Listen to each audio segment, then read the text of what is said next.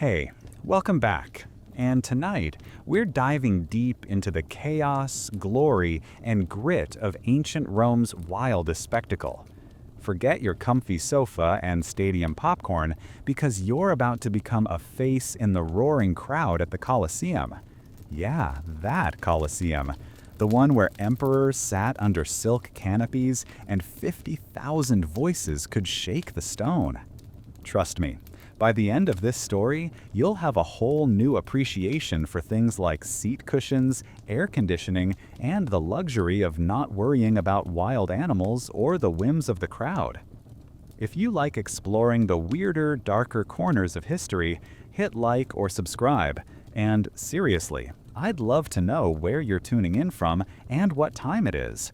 It always amazes me how people listen from every time zone, turning ancient chaos into the world's most unusual lullaby. By the time you lay your head back down, you might never look at modern life, or your own bed, the same way again. Ready? Close your eyes, slow your breath, and let's step into the noise and wonder of a day at the Colosseum. You awaken to the pale gold light of a Roman morning, slipping in through the narrow window of a cramped apartment perched somewhere in the tangled warren of the Suburra. The first thing that strikes you is the sound. The city never sleeps, but at this early hour, Rome hums differently. Somewhere below, on a street barely wider than a pair of outstretched arms, a chorus of voices rises and falls. Women bargaining with fishmongers, the bark of a dog as a baker sets out trays of bread, the distant, regular clatter of a cart's wheels on worn paving stones. There's music in the chaos, a rhythm to the beginning of the day in the world's greatest city. For a few moments, you lie there in the stillness of your tiny room, suspended between sleep and waking, your body heavy atop a straw-stuffed mattress. The room is barely large enough for you to stretch out. Against one wall, a battered wooden chest holds your spare tunic, a pair of sandals, and a half-empty jar of oil for the little lamp that kept the darkness at bay last night. In one corner, a clay basin sits atop a chipped stand, filled with yesterday's water, dust settled in lazy circles on its surface. You rise, careful not to disturb your neighbor, whose snores drift through the thin partition separating your living spaces. The stone floor bites at your bare feet, cool and unyielding. You move slowly, the aches of yesterday's labor still lingering in your shoulders and calves. There is a certain resignation in the way you prepare for the day, a routine carved deep by repetition. A splash of cold water to your face, the bracing shock sharpening your senses. A quick rub with the end of your tunic to dry off. A careful scan of the window ledge for any sign of yesterday's mouse, which made off with the last of your cheese. The smells of the city greet you before you even open the shutters, warm, yeasty air from the bakery downstairs, mingling with the pungent tang of olive oil and something earthier, less pleasant, drifting up from the alley below. Rome, for all its grandeur, is a city where the sublime and the squalid brush shoulders without apology. From somewhere nearby, the shrill cry of a fruit seller punctuates the morning, and the faint clang of a blacksmith's hammer rings out, echoing between the brick and stone. You reach for your breakfast, if it can be called that, a slab of yesterday's bread, now tough and dry, dipped in a cup of watered-down wine. It's not much, but Romans seldom linger over the first meal. There will be time for more substantial food later, perhaps at a thermopolium if your coin stretches that far. For now, sustenance is a simple, utilitarian affair. Outside, the city is already stirring in earnest. The narrow street fills with bodies, each hurrying toward a destination. An old woman stoops to sweep her threshold. A pair of boys chase each other between the legs of a donkey laden with baskets. Vendors begin to assemble their carts, spreading figs, nuts, and small loaves across worn wooden planks. There's a frenetic energy in the air, a sense of anticipation that buzzes just beneath the surface. Today is not an ordinary day in Rome. Today, the games are on, and the Colosseum, new, gleaming, and immense, waits at the heart of it all. You finger the small shard of pottery hidden in your pouch, tracing the rough number scratched into its surface. A ticket. Free admission, courtesy of the emperor's generosity. But where you sit depends entirely on your standing in this complex, stratified world. There is a quiet pride in simply having secured a place. Not everyone is so fortunate. As you step into the sunlight, the heat of the day already rising from the stones, your senses sharpen further. The city's noises swell, laughter and argument overlapping in a complicated dance. Everywhere you see people converging, caught in the gravitational pull of the games. Even the most jaded citizen cannot help but be drawn to the promise of spectacle, of animals never seen before, of athletes who have become legends, of an entire empire gathering to watch, to cheer, to be entertained and amazed. You slip into the current, drawn forward by the crowd, feeling a strange mixture of nervousness and exhilaration. The day stretches before you, thick with possibility. Around you, life in Rome unfolds in all its messy, vivid color, a tapestry of faces, voices, ambitions. As the sun climbs higher, casting long shadows across the waking city, you know with absolute certainty that today will be anything but ordinary. And as you move with the tide toward the arena, you feel, perhaps for the first time, a sense of belonging, of being swept up in something much larger than yourself, a story written in the stones and the dust and the roar of 50,000 hearts beating as one. The streets of Rome are alive in a way that feels almost electric, the city exhaling with a rush as thousands begin their day. Stepping from your doorway, you find yourself instantly folded into a slow-moving river of humanity that spills from every side alley and courtyard, converging on the same unspoken destination. Today, there is a direction to the chaos. Everyone is drawn to the colossal arena, whose shadow will soon stretch across half the city. The soundscape is overwhelming. Carts groan beneath the weight of produce from the countryside, their wooden wheels clattering against uneven stones as drivers urge on sleepy mules. Merchants shout greetings and boasts, voices bouncing off walls adorned with faded campaign slogans and chalk drawings left by children. Somewhere to your right, a flute player attempts a cheerful tune, quickly swallowed by the steady rumble of footsteps and conversation. All the languages of empire are spoken here: crisp Latin, the melodic lilt of Greek, harsh syllables from far-off provinces, evidence that Rome is the center of a world. As you join the tide of people pressing toward the Colosseum, you catch fragments of 100 different stories. A matron in a gold-edged stola tugs her son forward, scolding him for lagging as he stares in awe at a passing soldier's polished armor. A pair of laborers laugh over an inside joke, their hands still stained from yesterday's brickwork. Young men jostle for space, boasting about which gladiator will triumph today, each certain his favorite will be the champion. The old, the young, the wealthy, and the desperate. On this morning, distinctions blur as the city itself marches to the pulse of expectation. The further you walk, the more varied the crowd becomes. Along one narrow lane, slaves in drab tunics carry baskets of bread on their heads, weaving expertly through the press. Just ahead, a group of elegantly dressed equestrians stroll with deliberate slowness, oblivious to the impatience of the throng behind them. You sidestep a beggar who rattles a battered cup, his eyes scanning the crowd for a merciful face, while across the street, a group of girls giggle as they spot a famous actor from the city's theater. Rome, for all its order, is also a city of sharp contrasts. You pass by a stately domus, its marble columns catching the sun, the laughter of children spilling out into the street. Next door, a rickety insula threatens to collapse under its own weight, laundry flapping from every window, residents leaning out to watch the passing parade. The smell of roasting meat from a popina mingles with the harsher odor of open drains, each breath a reminder that magnificence and hardship are neighbors here.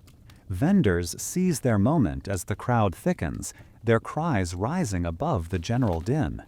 "Fresh chickpeas, still warm," calls a woman with a woven basket perched on her hip.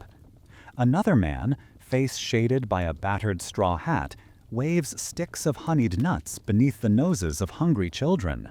The scent of grilled sausages drifts from a cart with a painted sign promising food fit for the gods, and for a moment your stomach grumbles in solidarity with the crowd.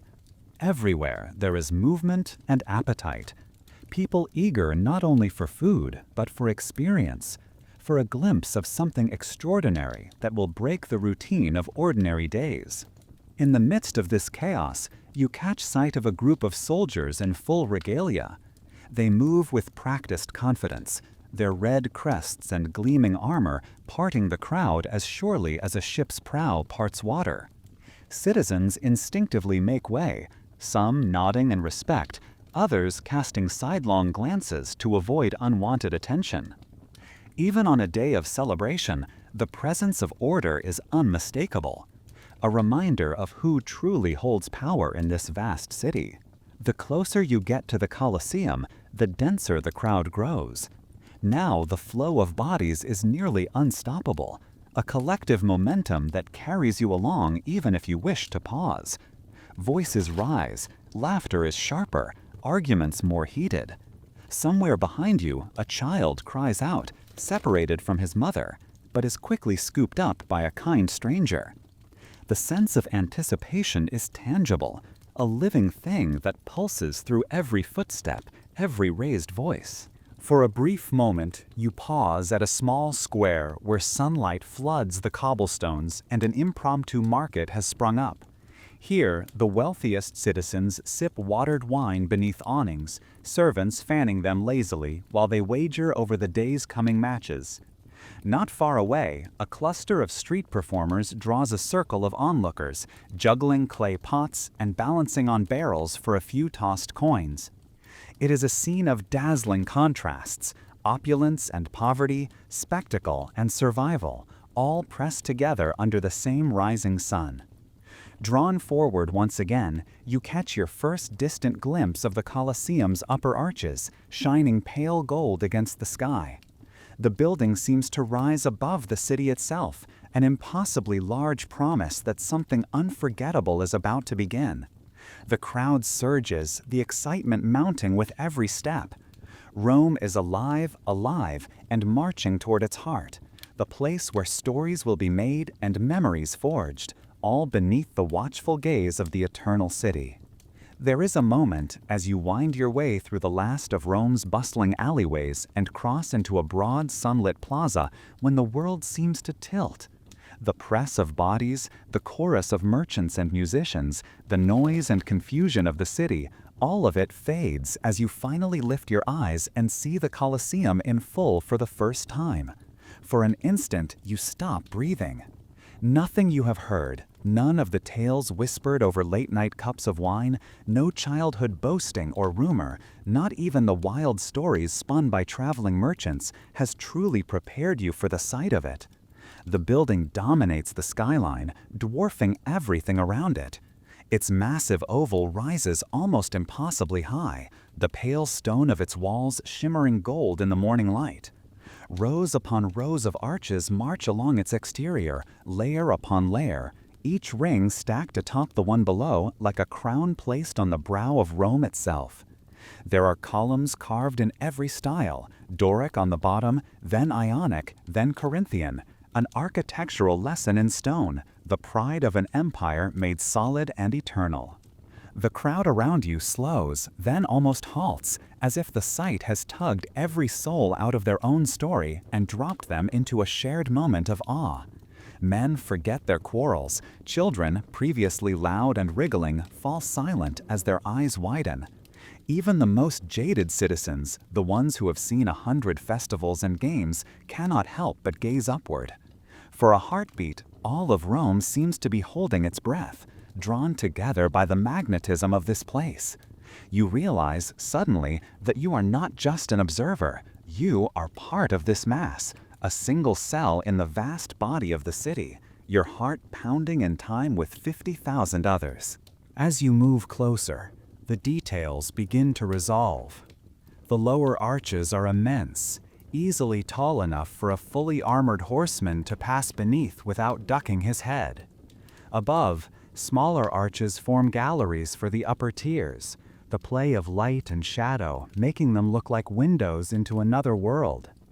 The stonework is so precisely fitted that you can barely see the joins. You hear a nearby merchant boasting to a group of foreigners that the Colosseum is built from travertine, quarried from Tiber itself, a stone prized for its strength and color. The rumor is that not a single drop of mortar was used to bind the blocks, just iron clamps, hidden deep inside, holding the bones of the building tight. You circle slowly, letting yourself be carried by the crowd, each step bringing a new perspective. Here, near the grand northern entrance, the emperor's private box is visible, raised high above the seats of ordinary citizens, its columns gleaming, banners snapping in the breeze. There, on the eastern side, you see the vendors clustered at the base of the walls, their voices rising as they hawk souvenirs and snacks to the already gathering audience. The air is thick with the scent of roasting chickpeas, grilled meat, and something sharp and tangy you cannot name. What strikes you most, though, is the sense of order in the chaos. The entrances, 80 in total, they say, are carefully numbered, each archway marked with a symbol or inscription to help guide the flow of the crowds. Some gates are wide open, welcoming citizens of every rank. Others are watched by sharp-eyed guards in crested helmets, their spears gleaming in the light as they check tokens and keep a close watch for trouble. Even the animals seem subdued by the sheer scale of the place. Dogs pause, ears pricked, as if sensing that today is not a day for chasing scraps, but for bearing witness. In this moment, you are acutely aware of your own smallness. The Colosseum is not just a building, it is a monument to ambition on a scale that defies imagination. You try to picture what it must have taken to build such a thing. The thousands of workers, the architects and craftsmen, the slaves and soldiers, all laboring under the relentless Roman sun. Somewhere, you have heard, Jewish captives brought back after the siege of Jerusalem worked these stones. Now their legacy stands at the center of the world, a testament to the cost of victory.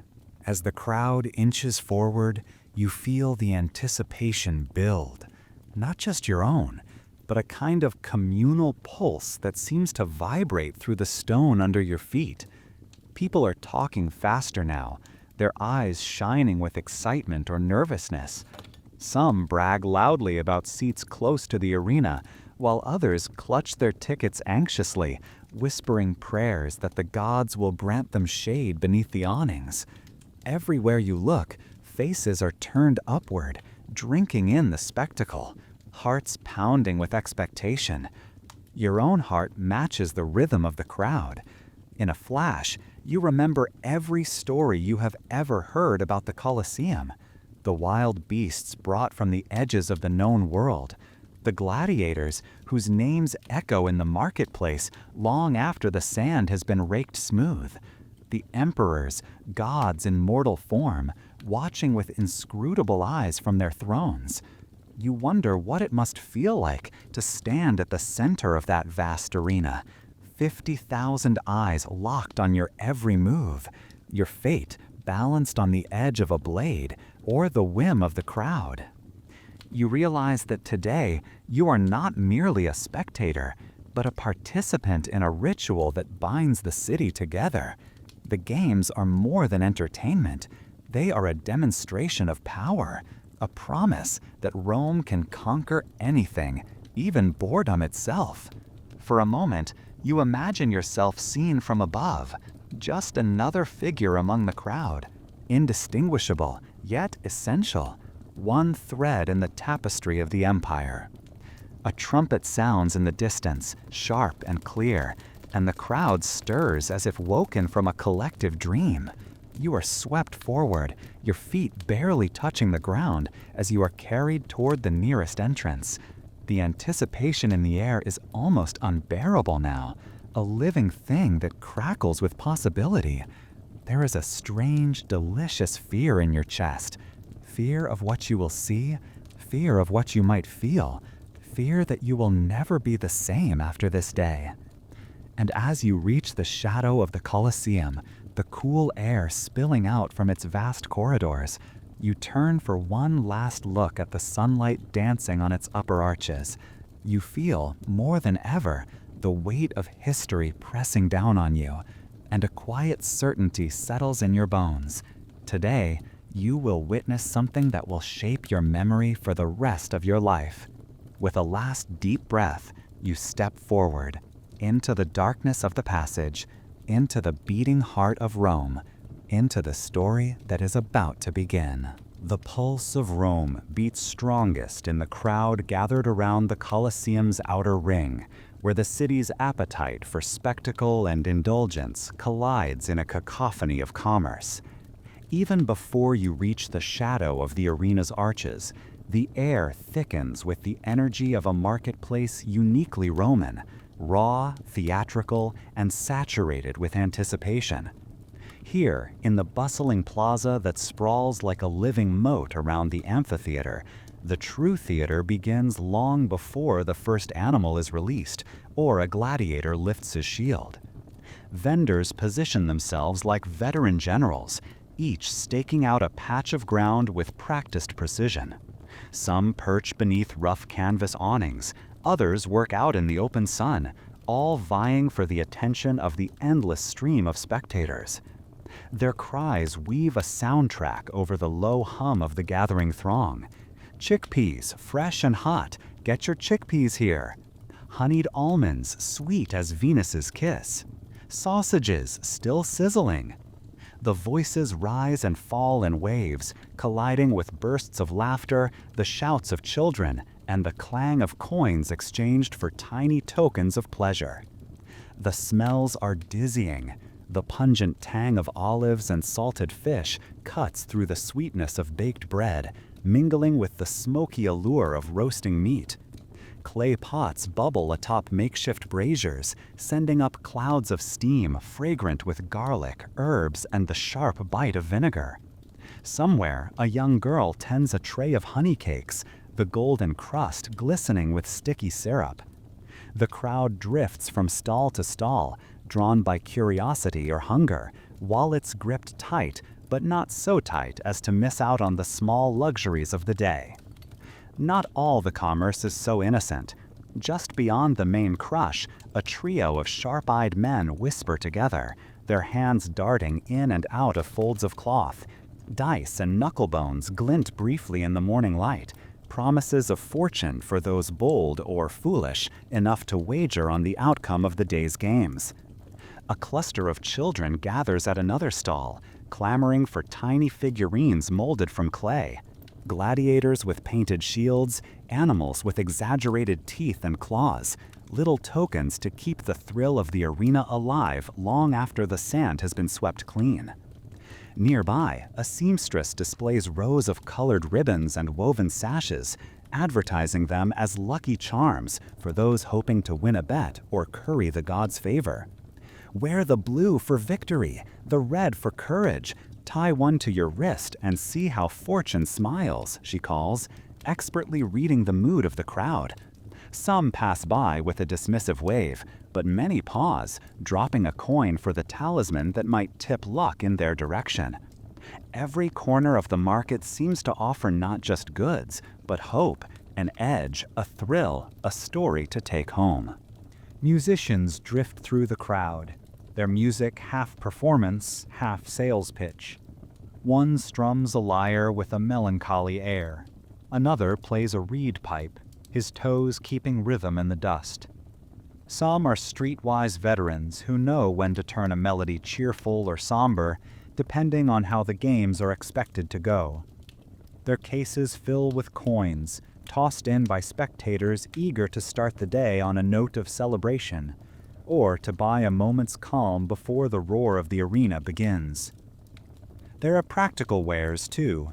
Coppersmiths hawk cups for wine and oil lamps shaped like miniature amphorae.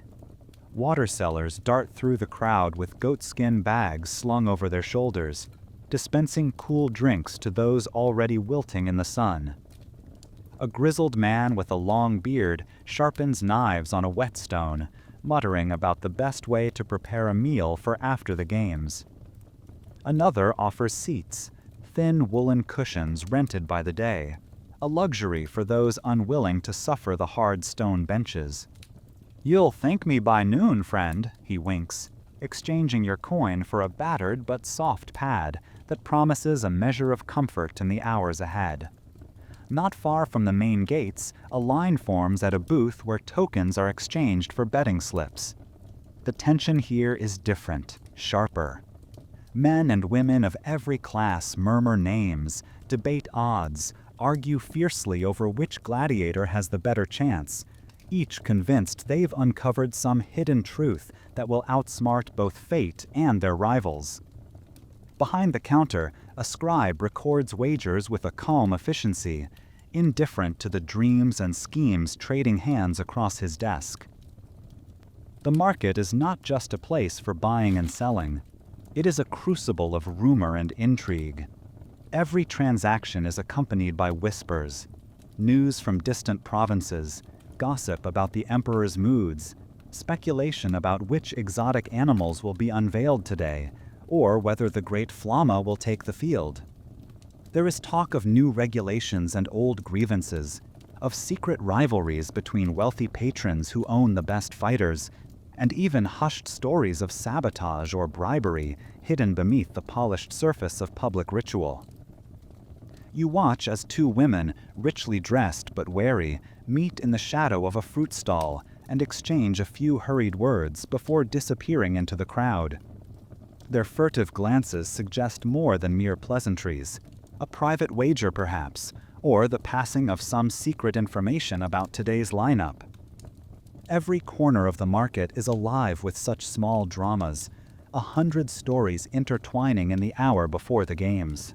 In the midst of it all, the Colosseum looms above, its arches framing the scene below like the stage of a grand play.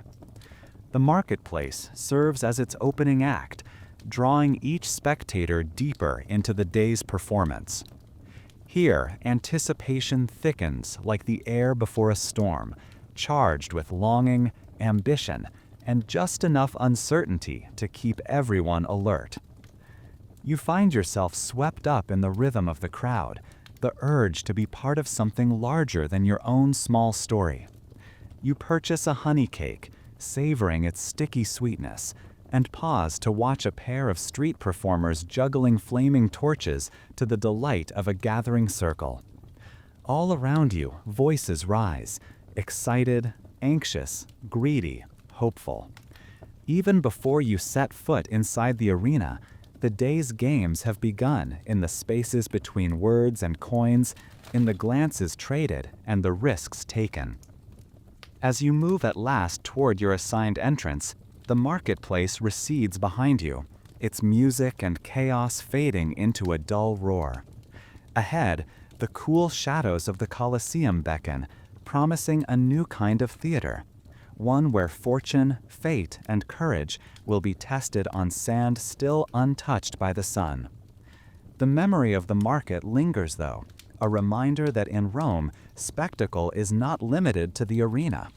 It begins in the everyday rituals of gathering, hoping, and daring to believe that today you just might witness something unforgettable. Owning a ticket to the games is not merely a matter of luck. It is a silent proclamation of who you are and where you stand in the complex hierarchy of Rome. The small, roughly cut piece of pottery that you clutch in your palm is both an invitation and a subtle reminder of your place in the Empire's great machine. There is an almost ceremonial feel to it, the way you had to queue with the others, sometimes rising before dawn, shuffling through the shadowy streets in hopes that your name would be called or your favor returned. The distribution of tickets is itself a mirror of Rome's social landscape. The best seats, those nearest to the sand, close enough to see every movement and hear the breath of the gladiators, are reserved for the powerful. Senators in their dazzling white togas, trimmed with purple, their faces familiar from coins and statues. High-ranking priests and magistrates, and those who, by birth or by favor, have risen to the top of the city's tangled web. Their entrance is through broad gates, flanked by guards in crested helmets, their progress unhurried and dignified, as though the day has been made for them alone. A little further back, the equestrian order takes its place. These are Rome's elite merchants and cavalry officers, their wealth enough to buy influence, if not always respect. Their seats are excellent, just above the front rows, close enough to be seen and to see. Their own entrance is marked by banners and watched by sharp-eyed officials checking credentials, for status in Rome is a currency more closely guarded than gold. Beyond these gilded rings, the vast majority of the crowd finds its place. Citizens of the plebeian class, artisans, merchants, freedmen who have earned their slice of the city through sweat and luck. Theirs are the stone benches of the middle tiers, hard, narrow, sometimes uneven, but still a coveted spot from which to witness the city's most dazzling entertainment. Each ticket for this class is a fragment of pottery, marked with a number corresponding to one of the 76 entrances reserved for ordinary Romans. These archways, spaced evenly around the Colosseum's base, are both welcoming and impersonal, swallowing up thousands at a time, their cool shadows a relief from the relentless sun. Women and slaves, by law and custom, are confined to the highest reaches of the amphitheater. Their tickets direct them up the steepest stairways, where the seats are hardest and the view distant, often more sky than sand. Yet even here, the excitement is palpable, the sense of being part of something grander than oneself, a consolation for the stiff backs and sunburned faces. Above them, sailors labor to unfurl the great canvas awnings that, if Jupiter wills it, will offer brief shade during the hottest hours. Your own ticket, scored with the number of an entrance midway along the eastern side, places you squarely among the city's working men and modest shopkeepers. There is a democracy here, of sorts, in this jostling section. Bakers' sons and mosaic layers, retired legionaries with scars that catch the light, their laughter echoing as they compare old wounds and new bets. This is the heart of Rome, beating in unison with anticipation, impatience, and pride. Approaching your assigned entrance, you find yourself pressed into a shuffling queue, the order maintained by a pair of soldiers whose only weapons are their stares, and the easy authority that comes from knowing you are expendable. Each person must show a ticket, and occasionally there is a tense moment as a counterfeit is discovered. Harsh words, a sharp tug on a tunic, a muttered curse as someone is turned away. The rules here are as unyielding as the stones themselves. There is no negotiation, no appeal to mercy or favor. The system is efficient, implacable, and utterly Roman. Inside the archway, the passage narrows. Cool, dim light replaces the glare of the plaza, and the air grows thick with a blend of sweat, perfume, and damp stone. A row of attendants stands ready, eyes flickering from ticket to face, confirming that each person is entering the correct section. You are reminded with each step that while the games may be a gift of the emperor, they are also a lesson in obedience, in discipline, in the acceptance of one's lot. You notice, as you move forward, the subtle codes by which people recognize one another. Small gestures, familiar nods, a flicker of the eyes that marks friend from stranger, ally from rival. Some clutch their tickets with knuckles white from anxiety, afraid of making a wrong turn or losing their place. Others stride with the easy confidence of those who have attended 100 games, already calling out to friends and neighbors as they disappear into the labyrinth of steps and corridors. A low murmur ripples through the crowd as a magistrate, flanked by guards, sweeps past, his toga spotless and his eyes scanning the mass of faces for a sign of disrespect or disorder. In that instant, everyone stiffens. Backs straighten, voices lower, laughter dies away. Order in Rome is enforced as much by custom as by law, and the proximity of authority is always enough to remind you how quickly fortune can turn. Your ticket finally passes inspection, and you are funneled into a sloping corridor. The coolness is a blessing, but even more welcome is the sudden silence as the noise of the marketplace fades behind you. Here your senses sharpen. The rough texture of the wall beneath your fingertips, the echo of footsteps ahead and behind, the way the air seems to hum with the combined hope and nervousness of thousands making this same journey. You think for a moment about the meaning of these social boundaries, how a single mark on a piece of pottery can determine your experience of the day, your view of the arena, your very sense of self. Rome is a city of divisions, but also of unity. The games promise both in equal measure. The corridor begins to slope upward, and the light ahead grows brighter. You feel the press of bodies behind you, the impatient shuffle as everyone edges forward. The entrance to the seating tiers lies just ahead. You clutch your ticket one last time, heart pounding, and step into the blinding sun, ready to find your seat, to stake your claim among the multitude, to be both a witness and a part of the spectacle that is about to unfold. In this small but significant act, the great machinery of empire turns once again. Each person knows their place, and for today at least, that place is enough. With a final breath, you join the flow, carried into the heart of the Colosseum, where the boundary between citizen and spectator, between order and excitement, blurs into something larger than any one life could ever hold. Stepping through the shadowed archway, you are swallowed whole by the Colosseum's interior, its corridors vast and winding, but immediately enclosing, almost as if the entire city is funneled into a single living artery. The light shifts in an instant. Where the sun outside was relentless, here it is filtered, fractured into shifting patterns by the stonework high above. For a moment, you feel blind, reduced to touch and scent, a sense of the ancient structure breathing all around you. The air is cool and heavy, carrying with it 1,000 stories. You breathe in the layered scents, old stone, worn smooth by the touch of millions, the earthy tang of dust and sweat, a lingering trace of oil lamps and incense from last night's private offerings, the faint but persistent aroma of animals kept below, awaiting their entrance onto the sand. At this hour, before the full force of the crowd surges inward, there is a background hum, the shuffle of sandaled feet on stone, a cough, a nervous laugh echoing and rebounding along the vaulted ceilings.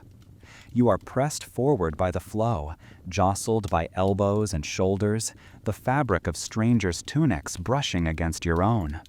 Each corridor seems to twist and branch in a way that defies logic, a labyrinth engineered not just for movement, but for awe.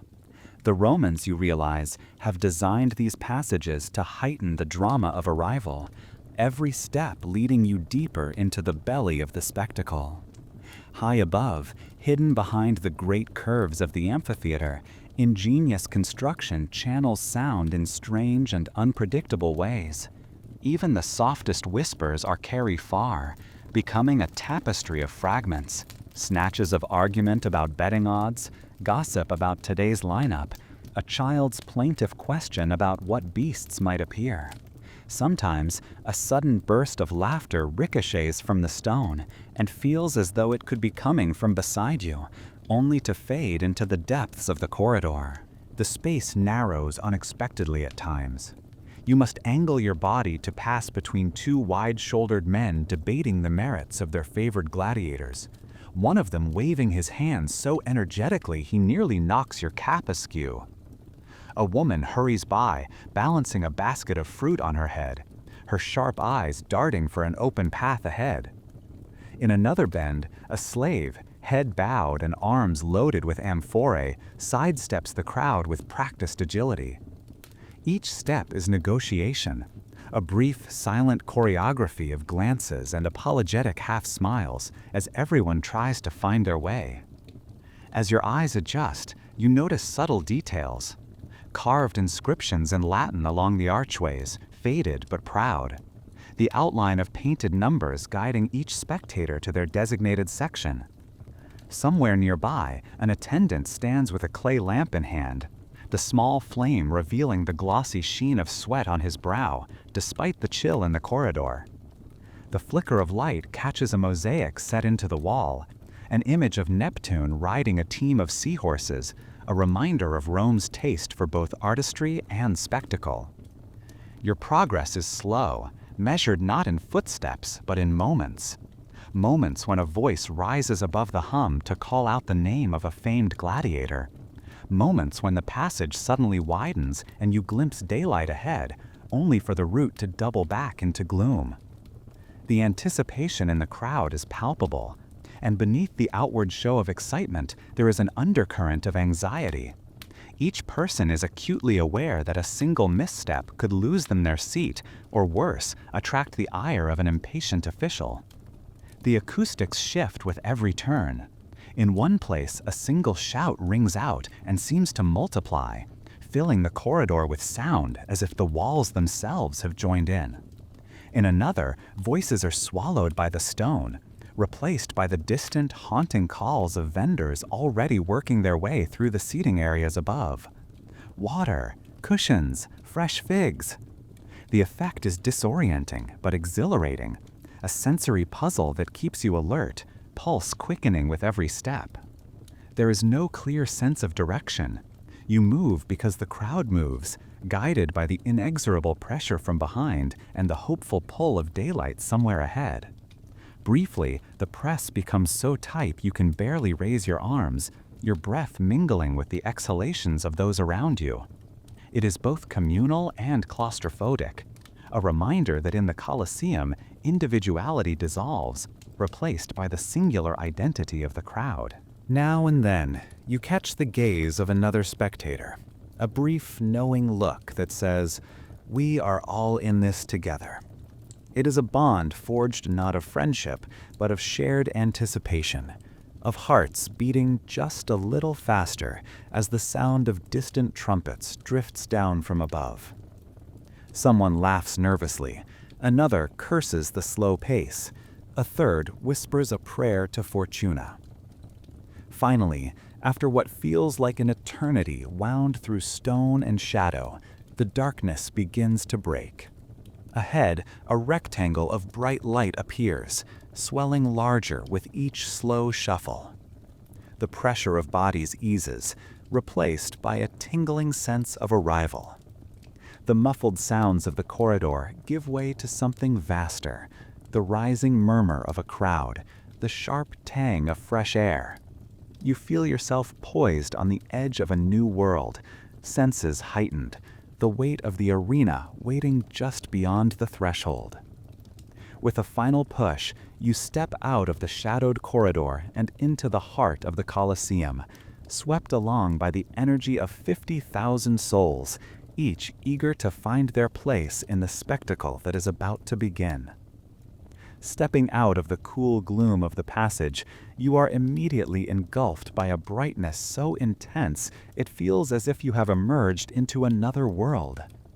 The vastness of the arena unfolds before you, an immense oval floor, ringed by tier upon tier of stone seats, stretching upward until the very highest rows seem to brush the sky. For a moment, you stand transfixed at the edge of the seating area, the noise of the crowd washing over you in a wave. Your eyes dart everywhere at once, trying to take in the enormity of what lies before you. The first thing you notice is the sheer scale. The Colosseum swallows you, making you feel both tiny and essential, a single cell in a living giant. The arena floor, covered with golden sand, is meticulously raked and gleaming in the sunlight.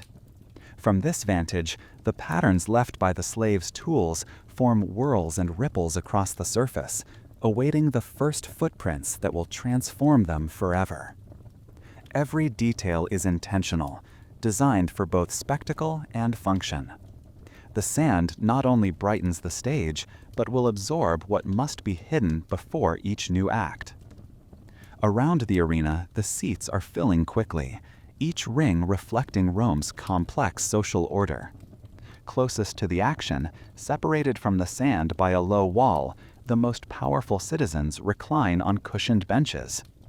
Their togas gleam, the purple stripes of senators and magistrates catching the light, their voices measured and unhurried. Attendants hover nearby with cups of cool wine and trays of delicacies, ensuring that not even the heat of the day intrudes upon their comfort. Here, politics and pleasure entwine. The most influential men in the city, eyes always half on the games and half on one another. The real contests often playing out in quiet conversation rather than in the open. Just above them, the equestrian order occupies prime seats, wealthy, ambitious, and keen to see and be seen. These are men who own businesses, invest in gladiatorial schools, and stake fortunes on the outcome of the day's events. Their talk is brisk, peppered with wagers and predictions, a kind of practiced bravado that betrays how much is truly at stake. A flick of the wrist, a murmured promise, the discreet exchange of betting tokens.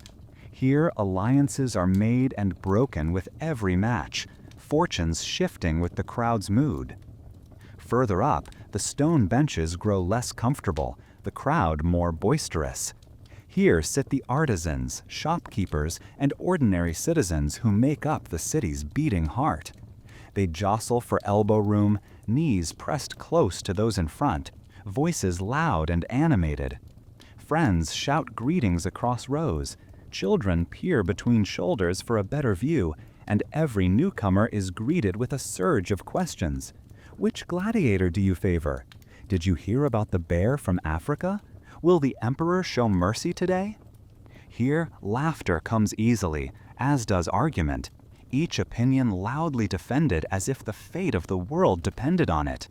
High above, climbing ever steeper, the final rings are packed with women and slaves, their tickets directing them to the least desirable seats. Yet even here, in the thin air beneath the awning's edge, excitement pulses through the crowd. Vendors weave through the aisles, balancing trays of bread, nuts, and watered wine, their cries rising above the general din. Children squirm in their mothers' laps, faces alight with anticipation. Some squint against the sun, others peer down with envy at the privileged seats below, but all are united in the desire to be part of this singular day. The conversations ripple outward, forming an invisible web that binds every spectator together. Near you, an older man with sun-darkened skin leans forward, betting a copper coin with his neighbor on how many animals will be released before midday. To your left, a woman in a faded stola points out the different types of gladiators painted on a program scroll, teaching her young son the subtle distinctions between a Murmillo and a Retiarius. A group of teenage boys further down the row argue in loud whispers about the skills of a particular fighter. One claims he saw the man train at the Ludus Magnus. Another insists he heard rumors of a secret injury. Wagers flow as naturally as water. The air is thick with speculation, hope, and a fair bit of bravado. Small fortunes change hands in an instant, and every victory or loss will echo through taverns and marketplaces for days to come. Some bet with cold calculation, citing statistics and patterns from previous games. Others rely on gut feeling or the advice of a particularly lucky friend. Betting slips are clutched tight, eyes scanning the arena for any omen or sign. A flutter of a standard, a change in the position of the emperor's chair. Amidst all this, the mechanics of the arena reveal themselves. You watch fascinated as sailors stationed high above the seats begin to unfurl the velarium, a vast patchwork awning designed to shade the audience from the worst of the midday heat. Ropes creak and snap, sailors shout to one another, and slowly the colored canvas stretches outward, dappling the crowd with cool shadow. The wealthiest sections receive the most shade, of course, but now and then a stray breeze sends a sliver of comfort up to even the highest seats, eliciting a collective sigh of relief. As the arena continues to fill, the energy grows. There is a restless anticipation in the air, a sense that something momentous is about to happen, that every eye, every breath, every quickened heartbeat is synchronized in expectation. The sound builds, voices overlapping, laughter spiking, the clatter of sandals on stone, the distant blast of a trumpet signaling that the emperor's procession will soon arrive. Beneath it all, an unspoken awareness hums. Today's events will be retold for years. Victories and defeats woven into the legend of the city. You find your seat, sandwiched between a talkative baker and a stoic ex-soldier, their commentary already flowing fast. The baker places a small wager on a local favorite, insisting the man's luck is bound to turn, while the soldier shakes his head, unimpressed, murmuring about discipline and technique.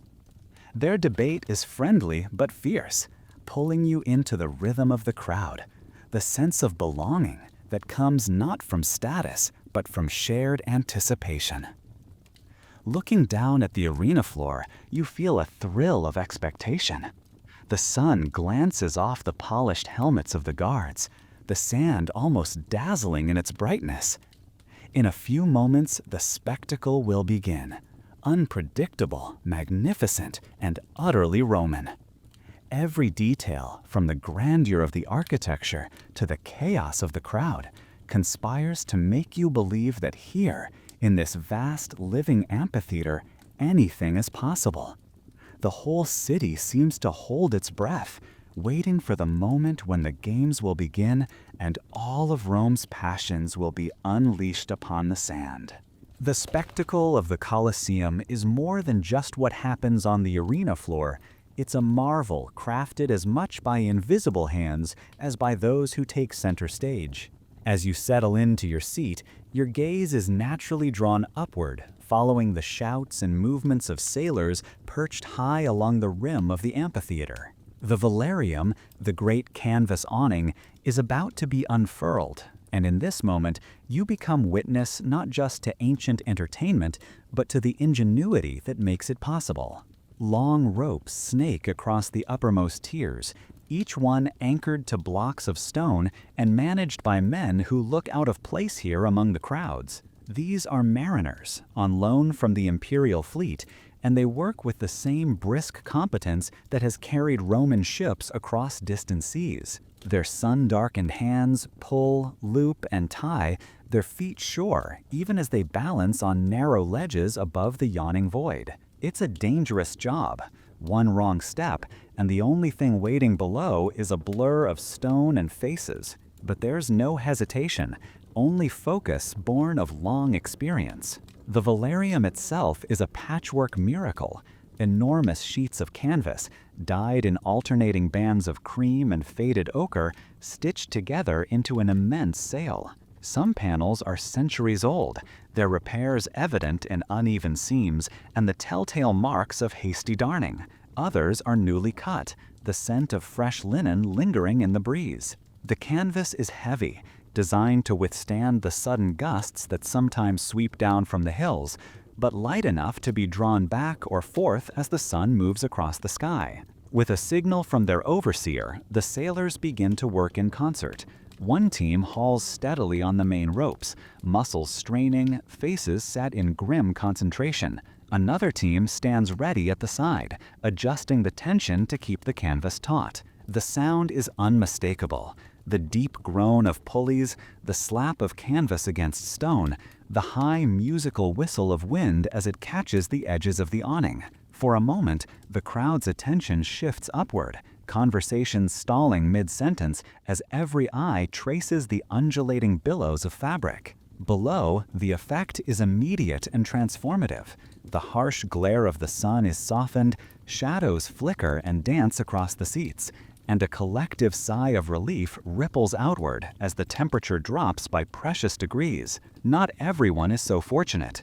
The sections closest to the arena remain exposed, a privilege reserved for the wealthiest and most powerful. But for most, even a patch of shade is a gift, an unexpected luxury in a city where the midday sun can burn as fiercely as any passion in the arena. Beneath the awning, the air seems to move differently. Breezes slip between the fabric and stone, swirling down through the seating, carrying with them a patchwork of scents: roasting meat, trampled grass, the distant tang of the Tiber. You notice, too, the way sound is shaped by this great canopy.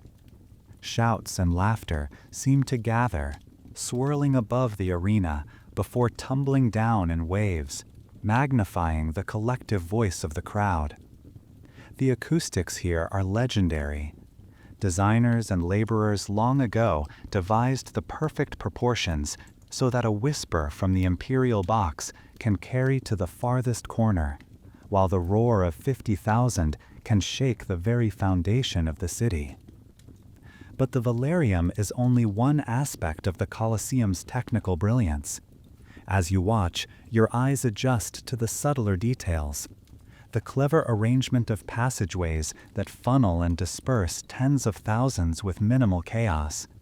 The stairways set at gentle inclines to accommodate the slow and the elderly. The hidden channels beneath the arena, where slaves and animals move in secret, emerging at precisely the right moment, as if conjured from thin air. Here, the wonders of Roman engineering are everywhere, and nothing is left to chance. There are moments when you catch glimpses of the backstage world. A slave vanishes into a narrow doorway, carrying buckets of water for the sand. A team of laborers hurries by with bundles of straw, their faces streaked with dust and determination. You recall stories whispered in the markets of hidden elevators powered by teams of men, which can raise whole platforms through the arena floor, allowing animals, props, or entire sets to appear as if by magic. Somewhere in the corridors below, complex networks of pulleys, counterweights, and levers lie in wait, ready to serve the ever-changing demands of the spectacle. Above all, you sense that the Colosseum itself is alive, a creature of stone and breath and willpower. Its bones are held together not just by the labor of slaves or the wealth of emperors, but by the vision of men who dreamed of building something that would outlast their own fleeting fame. It is a monument to ambition and cooperation, to the belief that anything can be achieved if enough minds and hands are set to the task. As the last folds of the Valerium settle into place, applause breaks out from a section of the crowd. The sailors above pause, offering a brief, proud salute before disappearing into the shadows beneath the upper arches. For the moment, their work is done, but the miracle they have created remains. A floating sea above the heads of the city, billowing gently in the breeze, sheltering and uniting thousands beneath its canvas wings. In the hush that follows, you feel the full power of the place, the weight of ingenuity, risk, and collective effort.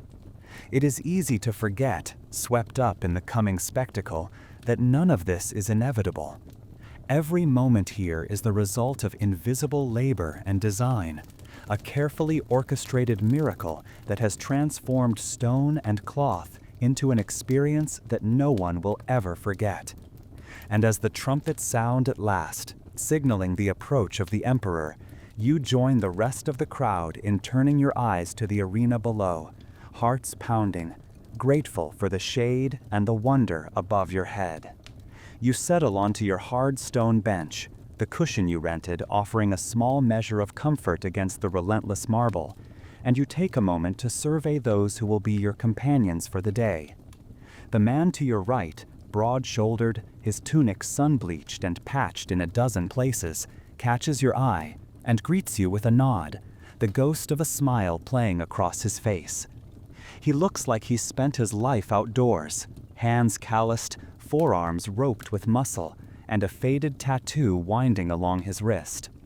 With the easy manner of someone at home in any crowd, he leans in and asks, "First time in the Colosseum?" You admit that it is, and he grins, revealing a mouthful of uneven teeth. "You're in for a treat. Nothing in the world like it," he assures you, voice rough but warm. He introduces himself as Lucius, a bricklayer by trade. "My work's probably somewhere in those arches," he jokes, gesturing broadly overhead. He comes to the games whenever he can, sometimes bringing his sons, sometimes his wife. "It's not just the fights," he confides, lowering his voice. "It's the stories. You see things here you'll remember for the rest of your life." On your other side sits an older woman wrapped in a simple shawl, her gray hair pinned in a neat coil. Her eyes are keen, missing nothing. She listens in on your conversation before interjecting. He says that every time, and every time he spends more on bets than he makes in a week. She smiles gently, introducing herself as Marcia. She's lived in Rome since she was a girl, and her father once tended animals for the arena. He said the real action is in the stables, she recalls, a glint of mischief in her gaze. Though he never let us girls near the place. Her laugh is soft and nostalgic, carrying the wisdom of many games attended, many seasons watched. Lucius and Marcia begin to share stories, their voices mingling with those of others nearby, forming a tapestry of Roman life. Lucius describes a day years ago when the emperor himself waved for mercy, and the whole arena erupted in cheers, tears streaming down the faces of even the most hardened veterans. Marcia counters with a tale of a wounded gladiator who, against all odds, stood his ground against a charging bull, the memory still raising goosebumps on her arms. They debate which of the regular fighters is the bravest, which is the luckiest, and which is sure to meet his fate before the season ends. All around you, similar conversations play out. A group of young men behind you, already red-faced from the sun and cheap wine, argue about the odds of an African lion outlasting a team of hunters. A husband and wife 2 rows ahead bicker gently over whether to cheer for the veteran with the golden helmet or a new recruit from the provinces, their voices rising above the background hum. Children squirm and point, faces alight with anticipation, while elderly veterans sit in silence, their eyes focused but distant, perhaps seeing not the sand below, but battles fought long ago. There is camaraderie here, an unspoken bond that forms as the benches fill and the noise rises. Strangers exchange wagers, advice, even scraps of food. Someone passes a small basket of olives down the row. Lucius offers you a bite of his bread, insisting it's tradition. Marcia pours a little watered wine into your cup, warning with a wink that the day is long and the sun unforgiving. The boundaries of class and background fade just a bit in the presence of shared excitement and ritual. Yet beneath the banter and laughter, the emotional undercurrent of the crowd is unmistakable. Hope, nervousness, bravado, and longing all swirl together. For some, the games are a rare escape from the grind of daily life, a chance to feel the pulse of the city and lose themselves in spectacle. For others, it is a tradition passed down through generations, each new contest adding another thread to the family's tapestry of memories. And for a few, there is something darker, a hunger for the unpredictable, for the thrill that comes when the rules of ordinary life are suspended and anything seems possible. Marcia leans closer, lowering her voice as the first fanfare echoes through the arena. You'll see all kinds here, dreamers and gamblers, loyal fans and newcomers. But once the games begin, we're all the same. We come alive together. She squeezes your hand briefly, her touch steady, reassuring. Lucius laughs, pounding his fist against his knee, and shouts a greeting to a friend across the aisle. The noise around you swells, voices merging into one living current. You sense the anticipation building, an energy that hums through the stone, vibrating in your bones.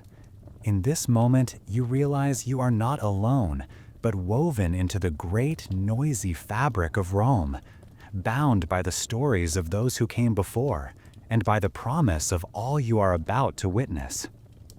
Before the great dramas of the arena unfold, before the clash of weapons and the gasp of the crowd, there is a ritual that shapes the mood of every Roman morning at the games. The first performances, light and playful, drift across the sand to soothe nerves and build a bridge between anticipation and spectacle. It's a curious tradition, one that might seem out of place to the uninitiated, a festival of laughter and marvels on grounds soon to be marked by contests of strength and courage. The crowd hums with restless energy as the first entertainers appear. From a hidden door at the edge of the arena, a line of acrobats tumbles onto the sand, their bodies gleaming with oil, muscles taut and balanced. They flip and twist through the air with effortless grace, forming human pyramids and whirling like dervishes. Their movement is so precise, so joyful, that the audience's anxious murmurs turn to shouts of approval. Children point and clap. Even the hard-faced veterans on the lower benches allow themselves the hint of a smile. Next come the jugglers, young men and women with nimble fingers and steady eyes. Their props, brightly painted balls, shining knives, clay plates, fly in complex arcs, spinning higher and higher as the performers weave through each other's paths. The crowd begins to cheer with each daring catch, the occasional fumble answered with good-natured laughter and a flurry of applause when the routine recovers. For a moment, the spectators forget the heat, the press of bodies, the stakes of the coming contests. Their world contracts to the brilliance of a well-timed toss and the satisfying thump as a performer lands lightly on his feet. Amidst the spectacle, a trio of comic actors emerges, their faces painted in wild exaggeration. They perform slapstick routines and rapid-fire banter, lampooning city officials, mimicking famous senators, and poking fun at the wealthy spectators who watch from their privileged seats. Their jokes are broad and earthy, full of clever wordplay and sharp observations that have the crowd roaring with laughter, pointing out acquaintances in the crowd who bear a passing resemblance to the characters on stage. This laughter is not merely entertainment, it is a release, a moment of shared joy before the tension rises once more. Vendors seize the opportunity, darting through the aisles with trays of fresh fruit, cooled wine, and sweet cakes. The festive mood loosens tongues. Neighbors swap predictions about the day's lineup, old friends share stories from past games, and newcomers are drawn into the circle of excitement. You feel it too, a sense of camaraderie, of being part of a city-wide holiday that for a few precious minutes levels the social field. The performers wink and bow as they pass, collecting coins and flowers tossed from the stands, their laughter echoing around the arena. But beneath the surface, impatience simmers. You can sense it in the way voices sharpen as the last acrobat takes his final bow, in the restless shifting on the benches, in the glances exchanged between old-timers who know what is to come. The comedy is an overture, a necessary respite from the darker spectacles ahead, but everyone in the arena is waiting for the moment when the games begin in earnest. It is tradition, perhaps even superstition, that laughter must first cleanse the air before blood is spilled, that joy must precede the storm. Lucius beside you grins as a juggler narrowly escapes a cascade of falling knives. Keeps the spirits up, he says, winking, otherwise too much dread in the air. Marcia laughs softly, tucking a loose strand of hair behind her ear. My father used to say the crowd needs reminding we're all human before we start pretending we're gods, she muses, voice barely louder than the roar of applause. The final act, a troop of trained dogs in miniature tunics, leaping through hoops and performing mock battles, brings the crowd to a crescendo of laughter and cheers. For a few minutes, even the sternest faces are transformed, united in delight at the absurdity and charm. When the performers bow and retreat through the gates, the sense of expectation returns, sharper now, like a storm cloud ready to break. A trumpet sounds, clear and bracing, and a hush ripples through the stands. The crowd leans forward, breaths held, as the entertainers exit and attendants hurry to clear the arena. The sand, once marked by laughter and lightness, becomes a blank stage once more, waiting, now, for the weightier drama to come. You feel your own anticipation rise, the laughter lingering in your chest, even as you brace for what lies ahead.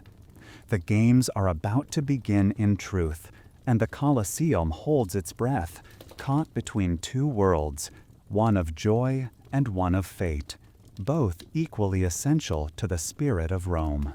With the laughter of the morning's jesters still echoing across the arena, a new tension crackles in the air. The crowd senses the shift before it fully arrives. A trumpet's sharp cry, a ripple of silence, the first distant roar that no human could produce. All eyes turn to the iron gates at the far end of the sand, now slowly rising to reveal shadows moving within, forms hulking and restless, waiting to emerge into the blinding Roman sun. This is the Venatio, the hunt. It is one of the empire's proudest displays, a deliberate spectacle where Rome parades its power not just over men, but over all creation. The animals brought into the Colosseum are no ordinary beasts.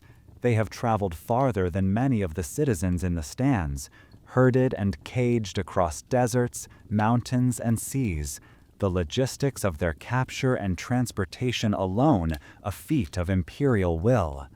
The crowd knows this, and the air buzzes with equal parts wonder and dread.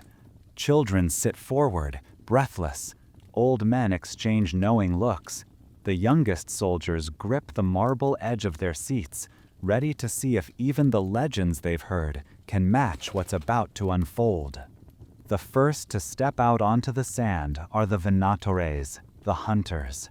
Dressed in light armor, carrying nets and spears, they are part athlete, part showman, their movements choreographed to both thrill and reassure the audience.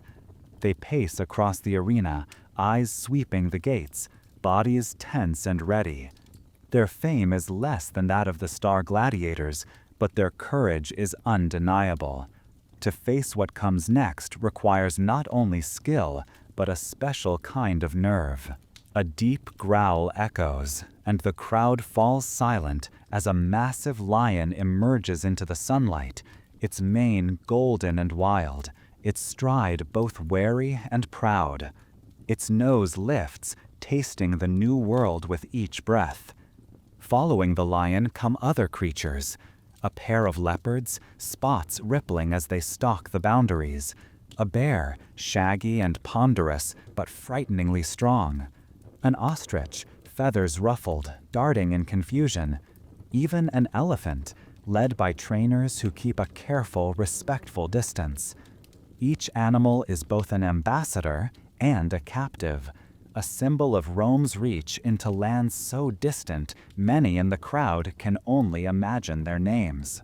The hunters begin their work, circling, taunting, throwing nets to entangle and distract. The crowd gasps and cheers with every near miss and daring move. Sometimes, the animals turn on their captors, and there is a wild thrill, a reminder that, for all its might, even Rome cannot fully tame the forces it has drawn to this place. Other times, a display of mercy or cleverness brings laughter and applause, the contest not always ending in violence, but always designed to awe. For the Empire, these spectacles are a lesson as much as they are entertainment. Each beast on the sand is a living proof of conquest, an example of lands subdued, of nature itself bent to the will of Rome. It is a living map, drawn not in ink, but in fur and fang and feather. The message is clear to every spectator. To be Roman is to be part of something larger than any single life, a force so powerful that not even the world's fiercest creatures can stand against it. The hunters, trained for this dance of risk and control, display not just skill, but confidence, an echo of the city's own self-image. When a leopard lunges and a net flashes through the air, when a bear is brought to heel by a perfectly timed gesture, the crowd erupts in triumph.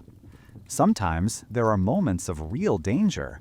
A hunter is knocked down, a lion circles too close to the edge, the boundary between order and chaos blurring for an instant before the discipline of Rome reasserts itself. There are groans, sighs of relief, shouts of encouragement. The emotions of the crowd sway with every heartbeat of the struggle below. As the contest unfolds, you sense something deeper at play. The children beside you squeal in delight at the strangeness of an ostrich's gait. Old Lucius, your neighbor, mutters under his breath about the days when elephants first appeared in the city, when Rome's legions conquered Carthage and marched these mighty beasts through the streets as living trophies. Marcia, her hands clasped, watches with a mix of fascination and pity, whispering a prayer for both hunter and hunted. All around, the spectacle draws everyone together, a collective witness to the raw energy and ambition of the empire. The sand is marked now with new tracks, new stories. The air is charged with the thrill of danger and the marvel of the unknown. When the final animal is led away or celebrated, the crowd erupts in a storm of applause, voices raised in a chorus that shakes the awnings overhead. The arena is cleared, but the memory of what you've seen lingers, a testament to the reach and might of Rome, and to the strange, uneasy wonder that comes when power and nature meet on a stage made for both. The sand, once bright and fresh, now bears the dark marks of what has already transpired, a subtle promise of what's to come. The crowd hums with an unfamiliar anticipation, one that feels electric and uneasy. You sense it ripple down the rows, tension coiling in each shoulder, every whisper sharpened by what all have witnessed and by what is about to unfold. The gates are cleared. The arena falls into a moment of suspenseful silence, the kind that makes you realize how loud even a single cough can seem in such a vast space. A trumpet calls, piercing and imperious. The doors at either end of the arena swing open again, and two pairs of gladiators stride out beneath the full gaze of Rome. Their armor catches the sun, helmets gleaming, shields bright, the contrast between spectacle and reality drawing a hush from even the noisiest corners. The crowd's voice returns as a rumble. Some call out names, others place frantic last-minute bets. A handful offer prayers to Fortune or Mars. All eyes settle on the sand, waiting for the drama to begin. The referee signals, and in an instant the tension is shattered. The clash of steel rings out, raw and jarring, as the first blows land. The movement is nothing like the stylized theater of the morning's entertainment. Each strike is urgent, each defense desperate. The crowd's reaction is a strange symphony, excitement and anxiety, admiration and fear. Some spectators lean forward, eyes wide, drawn in by the danger and the courage on display. Others flinch, hands rising to mouths, shocked by the reality of what unfolds before them. A moment of silence, then a cry. A blade bites deep, and red blossoms across the white sand. The crowd surges with a collective intake of breath, then explodes into shouts and applause. The spectacle is mesmerizing in its intensity, and you feel your own heartbeat accelerate, pounding in your chest and ears. Around you, Lucius jumps to his feet, fist raised, swept away by the rush. Marcia turns pale, her lips pressed into a thin line, her hands trembling, even as she refuses to look away. The children stare, wide-eyed and silent, a strange mixture of fascination and fear in their faces. There is a raw honesty to the arena now. This is not myth or legend, but the reality of risk, life, balancing on the edge of skill and luck. The sand drinks in the evidence, each drop a reminder that Rome's entertainment is not without cost. You realize with a jolt that the excitement you feel is shadowed by something more complex. The thrill of danger is inescapable, yet there's an ache beneath it, a whisper of doubt that lingers long after the crowd's roar subsides. You glance around and see the ways in which people cope with what they're witnessing. Some cheer louder, letting bravado drown out discomfort. Others grow still, unable to look away, but no longer shouting. There are veterans who watch with stoic faces, accustomed to violence, and newcomers who shift uncomfortably, caught between awe and empathy. The emotional spectrum is vast: admiration for courage, horror at the suffering, pride in Roman power, and the quiet discomfort of recognizing something unsettling within oneself. You feel a tug of conscience, an inner conversation that is hard to silence. Is this right, you wonder, to find excitement in the pain of others? Yet in this place, swept up by the voices of thousands, that question feels impossibly complex. The games are a ritual older than any one person, a tradition woven into the identity of the city. Here, violence becomes spectacle, and the spectacle becomes memory, each moment layered atop the last until it is impossible to disentangle one from the other. As the first match ends, the referee steps forward to make a decision. The crowd holds its breath as the victor looks upward, seeking the signal, mercy or finality, from the imperial box. The emperor lifts his hand, and with a single gesture, fate is decided. Relief or disappointment surges through the stands, and the games move forward, relentless and indifferent. The sand is smoothed, but the impression remains. The arena is never quite the same after the first blood. You find yourself changed as well, caught between the urge to celebrate and the need to reflect, between the thrill of spectacle and the reality of its cost. As the next combatants step forward, you realize that today is as much about understanding yourself as it is about witnessing the drama below. The Colosseum demands more than applause. It demands a reckoning with what it means to be a spectator, to be Roman, and to be human. The midday sun rides high above the Colosseum now, its rays filtered and softened by the great canopy overhead, but the intensity within the arena has only grown. The morning's raw contests have left the crowd both energized and uneasy, a pulse of adrenaline humming beneath every conversation. As attendants smooth the blood-marked sand and stagehands hurry to prepare the next act, a new kind of spectacle unfolds, one that blurs the line between reality and legend. This is the moment for myth to come alive, for Rome to rewrite its history upon the shifting sands. The trumpets sound again, and a hush falls across the seats as new gates swing open. Through them pour not only men in gleaming armor, but entire set pieces, painted shields, wooden ramparts, fake siege towers, all the tools of grand illusion. The crowd cranes their necks to see what story will be retold today. Will it be the conquest of Dacia, the sack of Carthage, or a campaign against the wild tribes of distant Gaul? Each tale is chosen for its drama and for its lesson, the narrative always placing Roman might and discipline at its center. Actors and fighters flood the arena, some dressed as barbarians, their faces streaked with colored clay, their hair wild, their movements exaggerated for effect. Others march as legionaries, armor shining, standards fluttering in the breeze.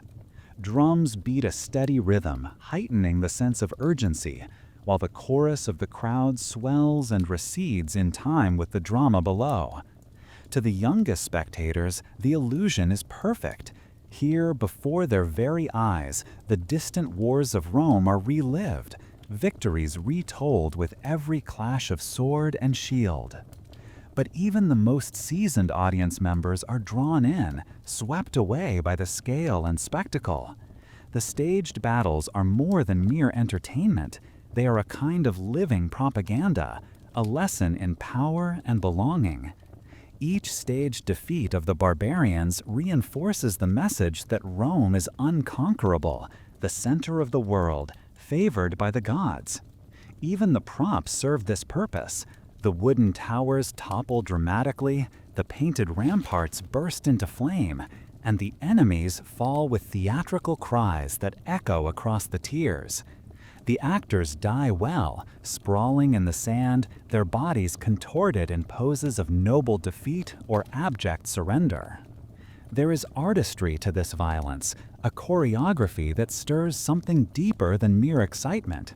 You feel it as you watch, the subtle tightening in your chest as the Roman phalanx advances, the exhale as the enemy lines break, the surge of pride when the imperial banners are lifted high. The crowd becomes a single organism, its emotions rising and falling with the fortunes below. Strangers clasp hands as a victory is proclaimed. Children leap to their feet, shouting the names of emperors and generals. Even the elders, those who remember real wars or lost sons, are drawn into the collective myth-making. For the authorities, this is more than spectacle. It is a powerful tool. Each play, each reenactment, becomes a lesson written in sand and sweat, shaping how the city understands itself and its place in the world. The Colosseum, for all its brutality, is also a temple to memory and identity. Here, history is never finished. It can be replayed, embellished, and retold until it becomes more real than reality itself. You find your thoughts drifting between fact and fiction, the boundaries blurred by the roar of the crowd and the conviction of the players below. It is easy, in such a place, to believe in Rome's invincibility, to see yourself as part of a story that will outlast any single lifetime. Lucius, ever the storyteller, leans over and mutters, "My father said he saw the real legions march through these gates when he was a boy. Said they looked just like that." Marcia wipes her eyes, moved in spite of herself, caught between memory and imagination. The performance reaches its climax. The enemy commander, played by a condemned prisoner, his fate sealed before the day began, kneels in the sand as a Roman centurion raises his sword. The final moment is drawn out, the crowd breathless, everyone's heart beating as one. The strike falls, and with it, the crowd erupts, cheering not just the actor, but the myth, the victory, the unbreakable spirit of Rome. When the actors leave the arena, the illusion lingers. The sand is marked with the tracks of men and props, evidence of a history that has been rewritten for another generation.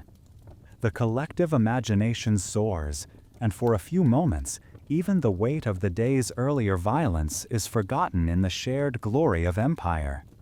Here, myth is not just told, it is lived, felt, in every heartbeat, in every shout, in the very stones of the Colosseum itself. As midday settles over the Colosseum, A wave of heat sweeps through the stone tiers, making every seat feel as though it has been baking in the sun for hours, even beneath the patchwork shadow of the great awning. The morning's intensity ebbs into a restless lull.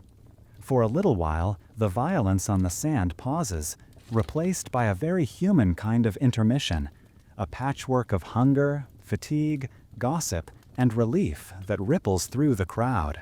All around you, the spectators begin to shift and stretch, easing tired muscles and stiff backs.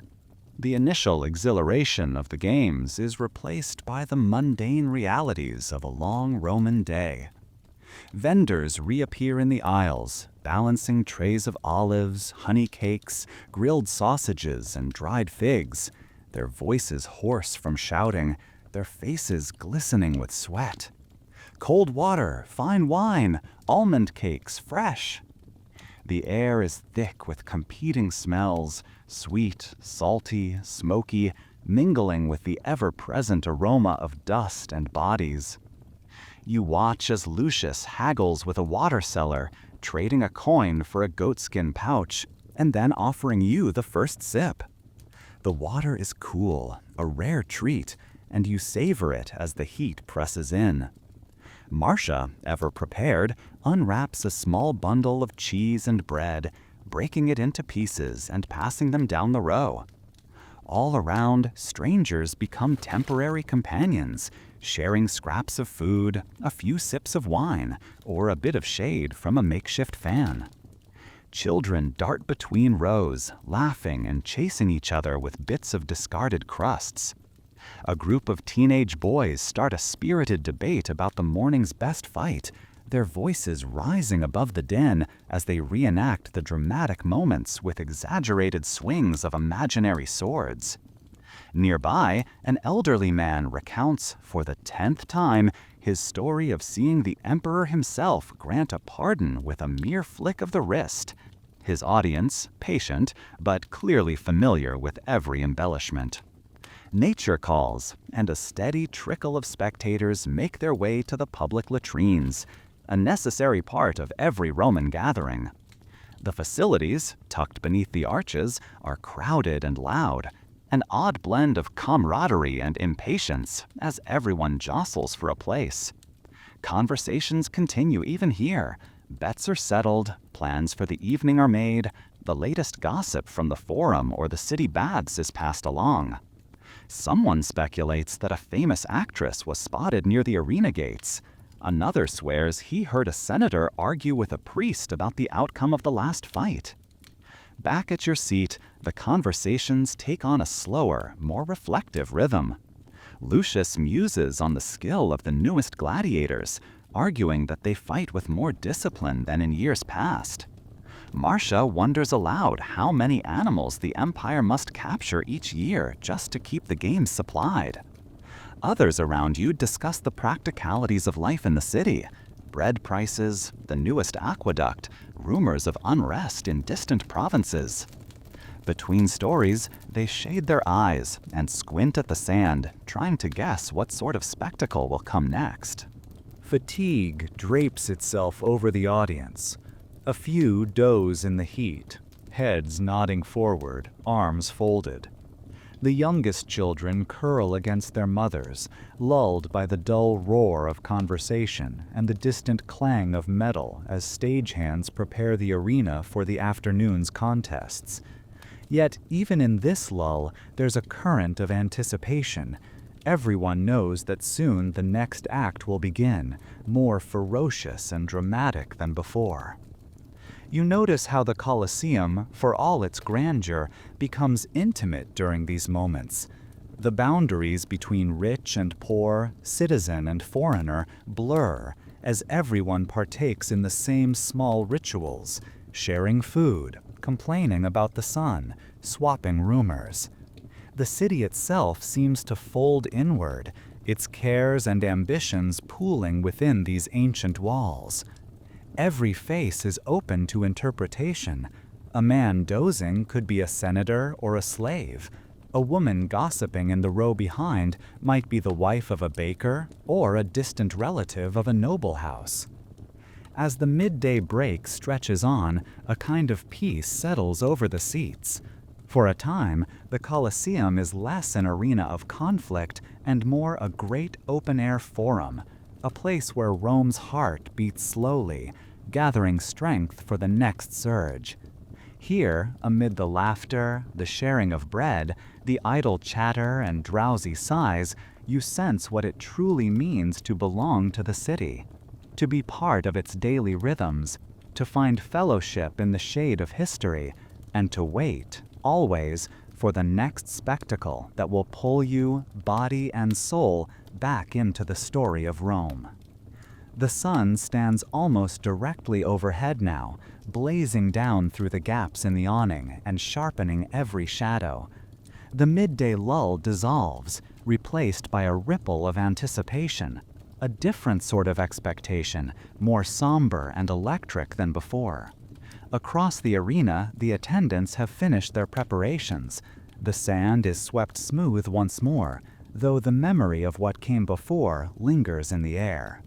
This is the hour reserved for justice, or what Rome calls justice, the execution of those who have broken the laws or offended the gods, a ritual as much a part of the day as the laughter and the games.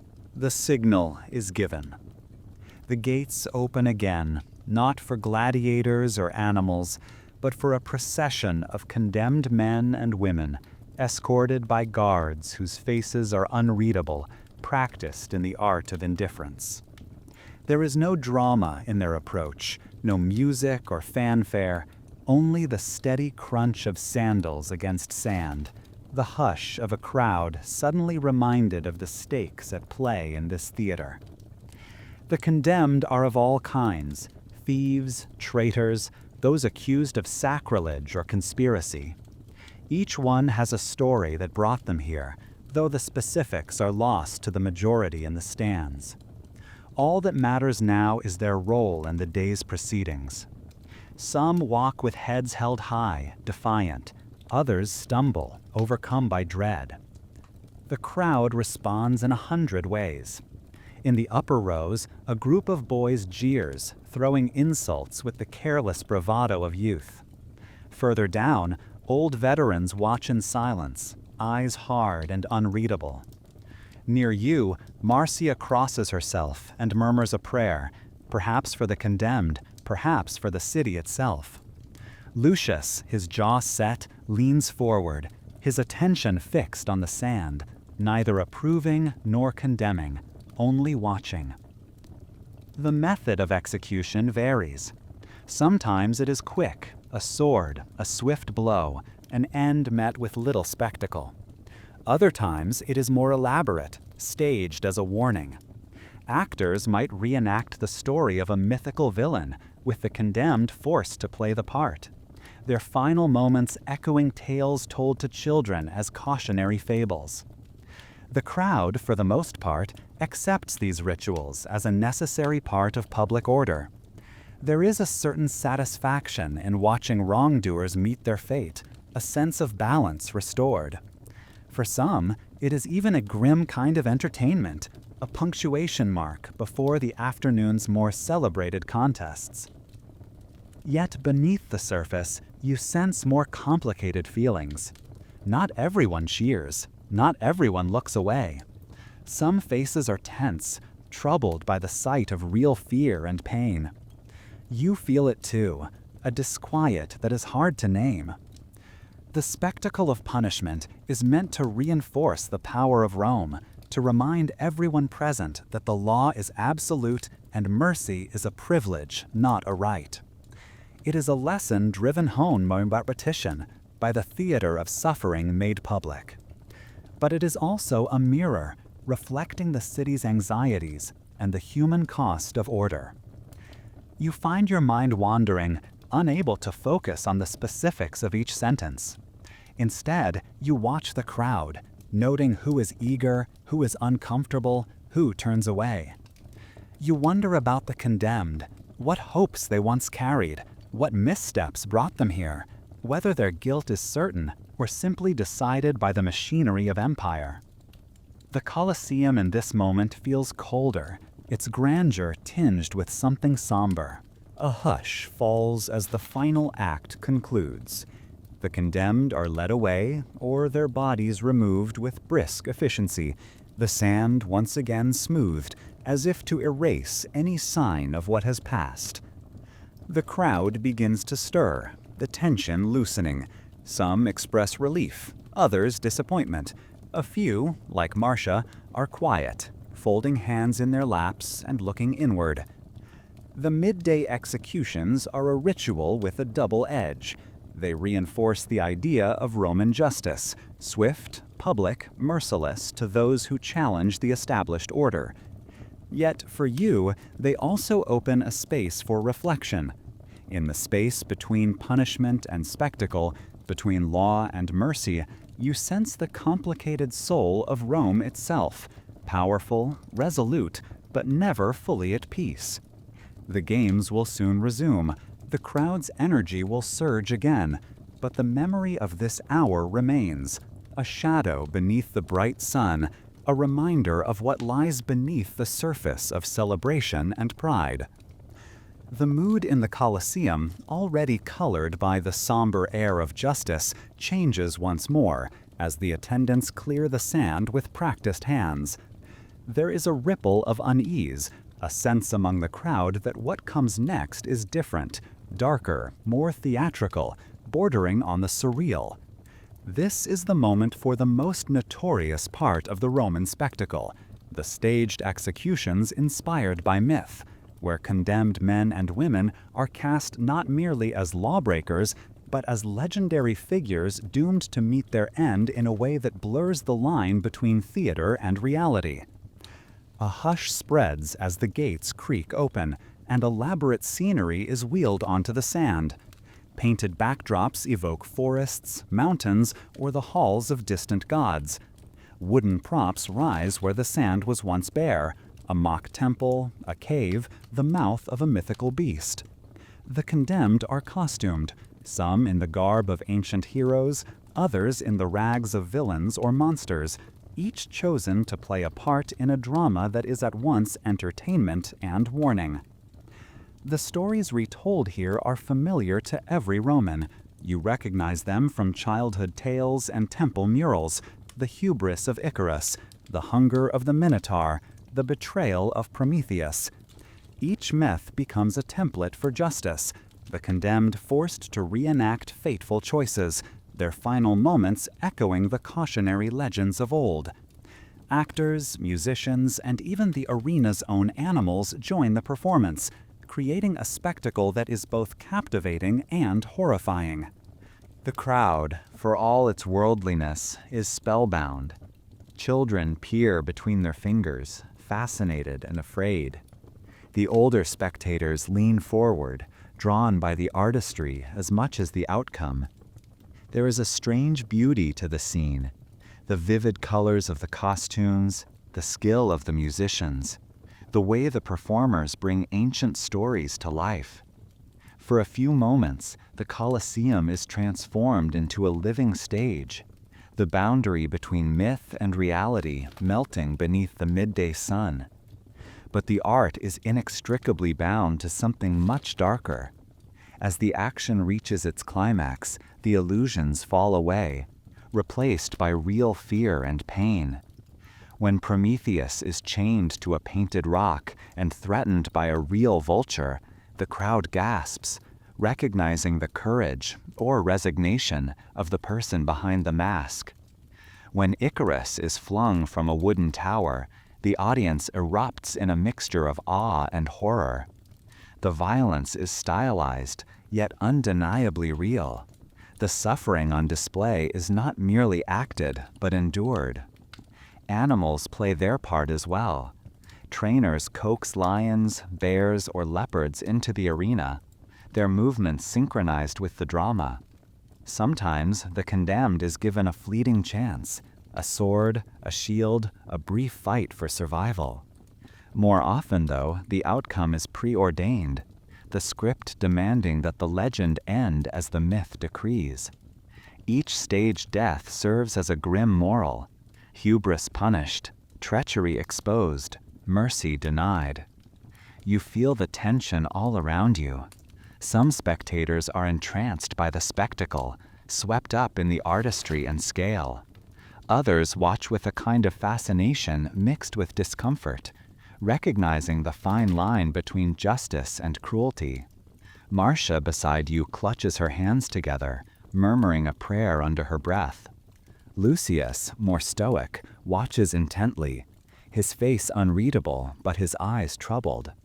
Even the children's laughter fades, replaced by a sober silence that is rare in such a place. For a brief moment, you are keenly aware of your own reactions. Part of you recoils, unable to shake the feeling that this is too much, a performance that goes beyond entertainment, demanding a price from both those who watch and those who perform. Yet another part of you is mesmerized by the scale, the craft, the sense that you are witnessing a ritual as old as the city itself. This too is Rome, a place where art and violence, story and sentence are woven together until neither can exist without the other.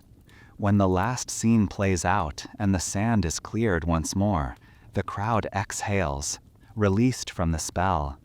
Applause breaks out, not as loud or raucous as before, but tinged with a strange respect, an uneasy gratitude for the performers and for the myths themselves. The spectacle is over, but its echoes linger, haunting the Colosseum and the hearts of all who witnessed it. As you settle back into your seat, you realize that Rome's greatness is as much about its willingness to confront the shadows as it is about celebrating the light.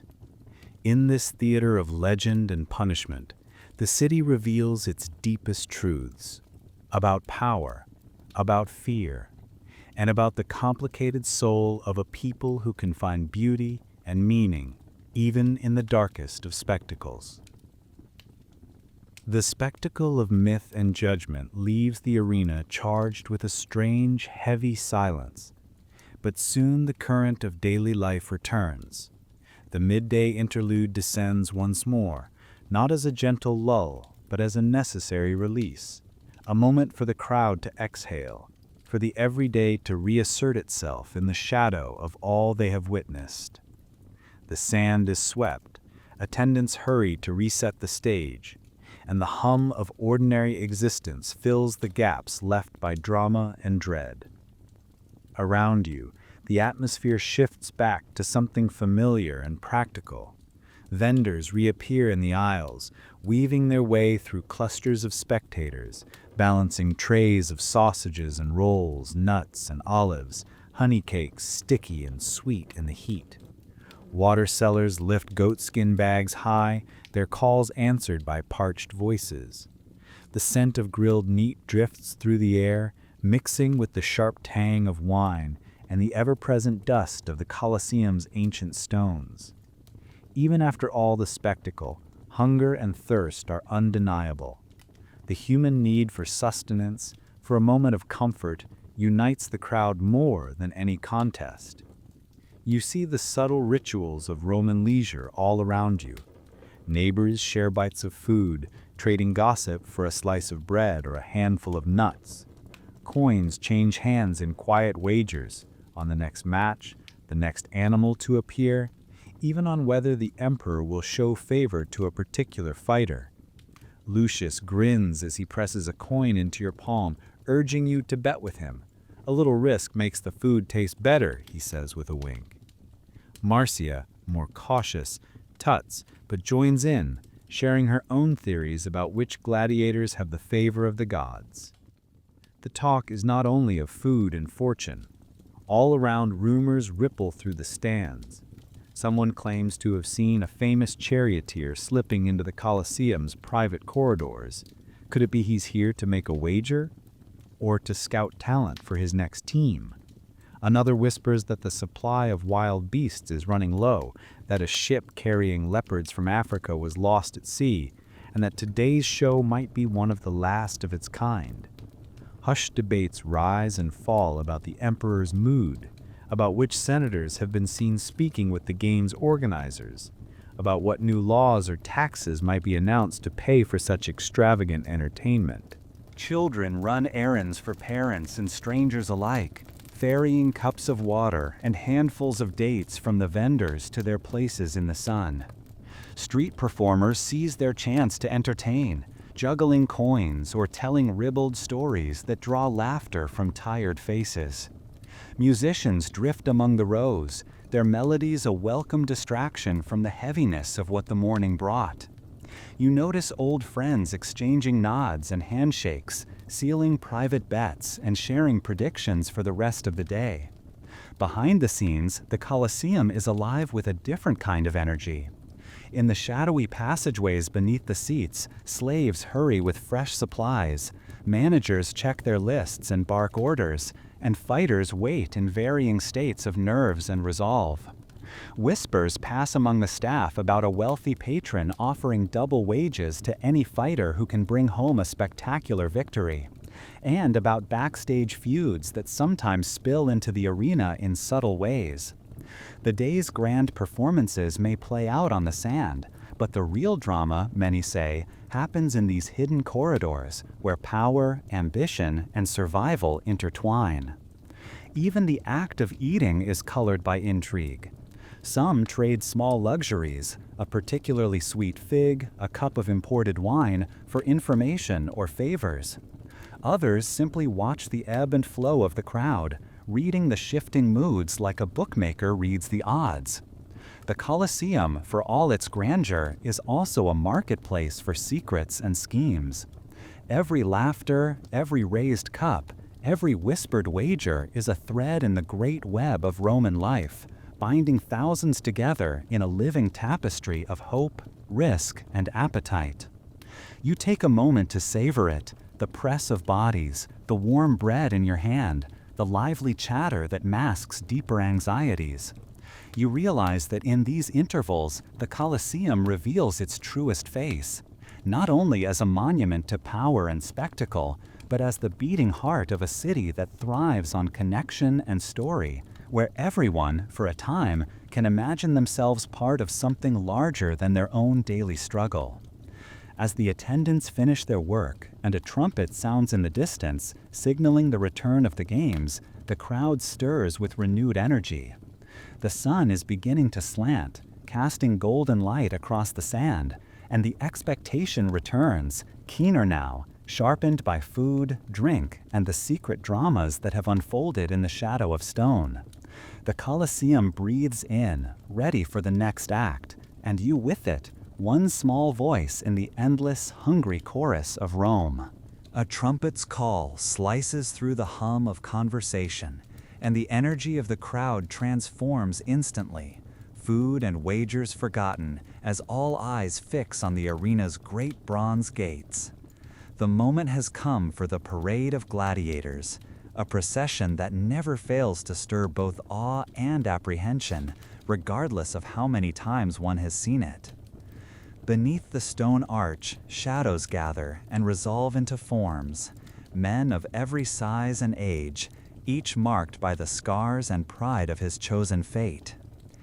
They step onto the sand as one, marching in ordered lines, their armor glinting with a polished brilliance that speaks of both ritual and survival. The sound of their sandals and boots meeting the earth is steady and solemn, a measured drumbeat that echoes in the chest of every spectator. At their head walk the best-known champions, tall, broad-shouldered men whose very presence sends a ripple through the audience, veterans of 100 contests whose names are whispered in the markets and shouted in the taverns. Each fighter's appearance tells a story. Some wear the heavy, visored helmets and massive rectangular shields of the murmillo, their crests and feathers nodding regally with every stride. Others, the retiari, stride in with nothing but net, trident, and arm guard, their uncovered faces alert and calculating, the daring of their light equipment a silent boast. There are thrax, with curved swords and high-crested helmets, their armor decorated with griffins and other mythical beasts. Secutores, whose smooth helmets are designed to chase the net fighters relentlessly. Even among these, the rare sight of an Esidarius, a gladiator trained to fight from a chariot, draws a murmur, a promise of rare spectacle. Yet for every hero, there are men whose faces are unfamiliar, whose bodies betray the nervous energy of newcomers. Some are young, faces barely shaded with the first signs of adulthood. Others hardened by previous defeats, their eyes wary and haunted. There are foreigners among them, Gauls, Africans, Thracians, each bringing their own traditions, fighting styles, and often a story of capture or exile. The diversity on the sand reflects Rome's reach and the complicated web of fate that draws all these lives together. The psychological dance is unmistakable. The psychological dance is unmistakable. Some fighters meet the gaze of the crowd boldly, relishing the attention and the surge of adrenaline that comes with fame. Others keep their eyes fixed ahead, shutting out the noise, already retreating into a private world of focus and memory. There is bravado and terror, pride and resignation, each man carrying his own hopes and burdens beneath the armor and the rituals. As the parade halts in the center of the arena, the gladiators turn as one toward the imperial box. A hush falls, even the children silenced by the gravity of tradition. The fighters raise their right arms in the salute known across the empire, Ave Imperator Morituri Te Salutan, a formula uttered by some, mouthed silently by others, its meaning heavy and inescapable. It is a ritual that transcends language and status, a shared acknowledgement of fate and power. The emperor, seated in splendor above, acknowledges them with a nod or a raised hand, the simplest gesture carrying the weight of life and death. For a moment, the boundary between the tears and the sand blurs. The crowd is caught between admiration and fear, the knowledge that these men, for all their strength and training, are bound by forces no one can escape.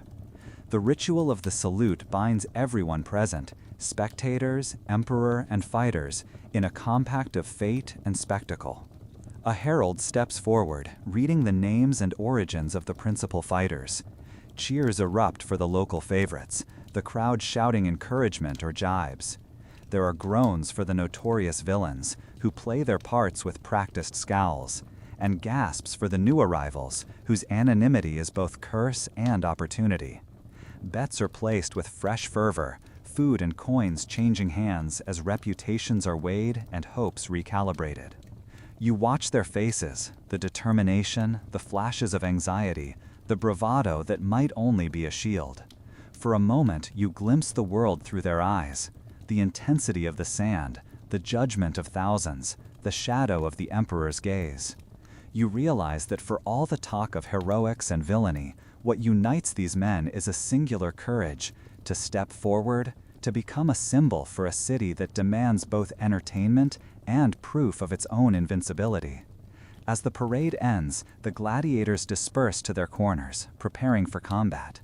The tension in the air is palpable, a living thing fed by expectation and memory.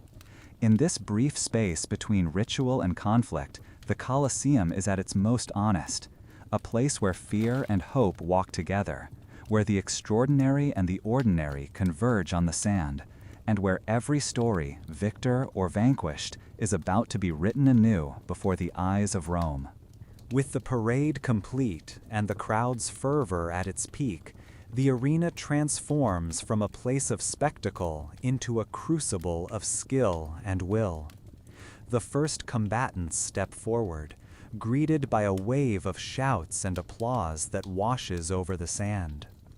Beneath the noise, however, a deeper drama unfolds, a contest of minds and bodies, of rules both spoken and unspoken, of the dance between fear and courage that defines the art of Roman gladiatorial combat. Each bout begins not with a reckless charge, but with careful, almost ritualized movements. The fighters circle, testing each other's resolve with feints and subtle shifts in weight.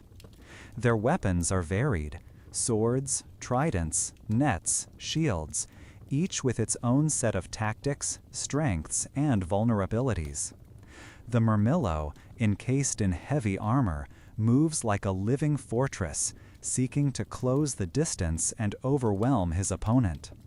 The Retiarius, swift and agile, dances just out of reach, casting his net and probing for an opening. The Threx, with his curved blade and high-crested helmet, relies on speed and deception. The crowd watches closely, eyes trained by years of games to recognize the nuances of battle. Every gesture means something. A raised shield might be a genuine defense, or a ruse to bait an attack. A sudden retreat could signal exhaustion or lure the adversary into a trap. There are unwritten codes that all must observe. No blows to the back, no attacks on a fallen opponent without the referee's signal. The referees, dressed in white, move with quiet authority, their gestures crisp and decisive, their vigilance a silent contract between combatants and crowd. Yet, for all the rules and discipline, chaos is always a heartbeat away. A misstep, a slipped weapon, a flash of panic, and the balance tips from art to desperation. The spectators are not mere observers. They are participants, their reactions feeding the fighters' spirits or sapping their strength. Cheers swell when a favorite seizes the advantage. Jeers rain down on a perceived coward or a tactical blunder. The atmosphere is electric, every heart in the arena rising and falling with the rhythm of the fight. Survival in the Colosseum is as much about mind as muscle. Some fighters win by force, others by cunning, timing a counterattack, feigning injury, exploiting the smallest error. The veterans, marked by scars and quiet confidence, often outlast the brash newcomers, reading the crowd and their opponents with an almost supernatural insight. In every clash, life and fate are balanced on a knife's edge, and everyone present feels the weight of that knowledge. As the sun begins its slow descent and the shadows stretch across the arena, anticipation grows for the highlight bouts of the day, the main events that will become the talk of Rome for weeks to come. The champions are called forth, their names echoing through the Colosseum, and the crowd responds with a feverish roar. These are the fighters whose exploits are already legend. A Murmillo who has never tasted defeat, a Retiarius famed for his impossible escapes, a pair of bitter rivals whose last encounter ended in controversy. The tension is palpable. Bets fly back and forth, friendships momentarily set aside as each person places their faith in strength, luck, or rumor. The fighters salute the emperor and the gods, and then, with the blare of trumpets, the battles begin. These are not merely fights, they are sagas written in sweat and willpower. The champions move with a fluidity that speaks of endless hours of training, of bodies honed for this exact moment. Every blow is measured, every maneuver part of a larger strategy. The crowd is transfixed, drawn in to the ebb and flow, gasping as a favorite is nearly bested, roaring as an underdog turns the tide. In the decisive moments, time seems to slow. A weapon clatters to the sand, a shield is knocked aside. Two men lock eyes, the outcome hanging in the space between breaths. The referee waits, arm raised, as the vanquished appeals to the mercy of the emperor and the crowd. Here, the theater of fate becomes communal. The crowd's will and the emperor's gesture decide life or further struggle. A turned thumb or a raised hand, a collective cry for mercy or vengeance, and a destiny is sealed before thousands. When the dust settles, victors are crowned, and defeated fighters, spared or not, are honored for their courage. The crowd exults, some with tears, others with triumphant laughter. Every spectator changed by what they have witnessed. These climactic battles become the stuff of legend, stories that will echo in Rome's streets, etched into the memory of a city forever hungry for glory. As the final trumpets sound and the arena's great gates close, a gentle hush descends upon the Colosseum. The sun dips lower, painting the sky in amber and crimson, the stone tiers glowing in the fading light. All around, the spectators begin to rise, stretching cramped limbs, gathering belongings, voices softened by exhaustion and the residue of awe. You move slowly, swept along by the flow of bodies. Lucius slaps you on the back, his laughter now tempered by fatigue, already recounting the day's highlights to anyone who will listen. Marcia lingers, her eyes distant, clearly replaying moments that struck her heart. Around you, families reunite.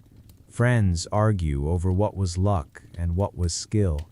Strangers exchange names and stories, bound for a little while by all they have shared.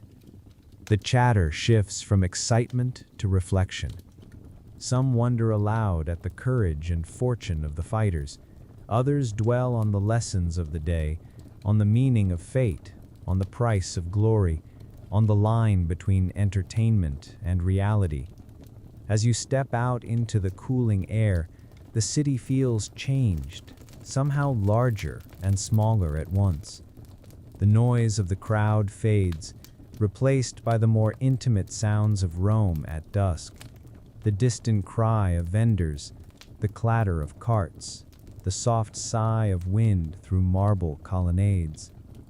You walk in silence for a time, the faces and voices of the day drifting through your thoughts. The spectacle you have witnessed, the triumphs and tragedies, the rituals and risks, has left its mark. There is pride, certainly, in being part of something so grand, but also a quiet questioning, a sense that the power of the Colosseum lies not just in what is shown, but in how it shapes those who watch. The lessons linger, the fragility of life, the force of will, the endless hunger for story and connection. By the time you reach the edge of the city, the sky is deep blue, stars pricking through the twilight. Rome settles into evening, the day's passions folding into memory. You pause and look back once, the Colosseum a shadow on the horizon, a reminder of the darkness, of spectacle and soul. And as you turn for home, you know that what you have witnessed will echo in your mind for years, woven into the ever-unfolding story of the city and its people. As dawn filters over Rome, the city stirs again, and the Colosseum stands quiet after yesterday's spectacle. But just a short walk away, another drama is already unfolding at the Ludus Magnus, the great gladiator school whose walls have witnessed as much hope, sweat, and heartbreak as the arena itself. Here you find the pulse of another world, not the roaring crowd, but the daily routine of men training to face them. Inside the high-walled compound, the clang of wooden swords and the barked commands of trainers echo through dusty courtyards. The day begins before the sun is high. Rows of men, some broad and scarred, others slim and youthful, move in well-drilled formations, muscles straining with every thrust and block. The drills are relentless, each repetition designed to etch survival into muscle memory. For every moment of glory in the arena, there are weeks and months of sweat, injury, and recovery. Old wounds are tended, new bruises shrugged off, and every drop of blood spilled in training is a small price for a chance to survive another match. The trainers are a breed apart, often former gladiators themselves, their bodies marked by victories and narrow escapes. They know every trick, every moment of hesitation to watch for, every sign that a fighter is ready or about to break.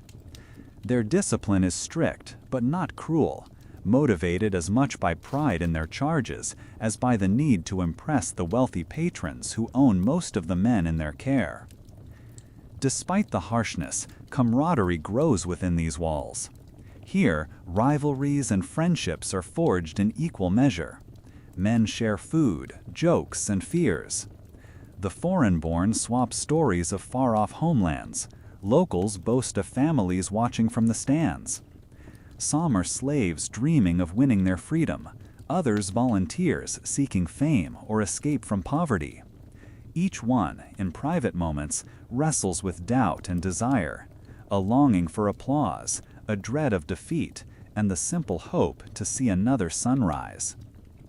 Outside training, life is modest but organized. Meals are shared in long, noisy halls, bread, beans, the occasional cut of meat when a patron is feeling generous. At night, the men rest in barracks, sleep coming fitfully to those weighed by expectation or haunted by memories of the sand. Some write letters home or carve prayers into the walls. Others polish their armor or watch the stars, wondering about their fate.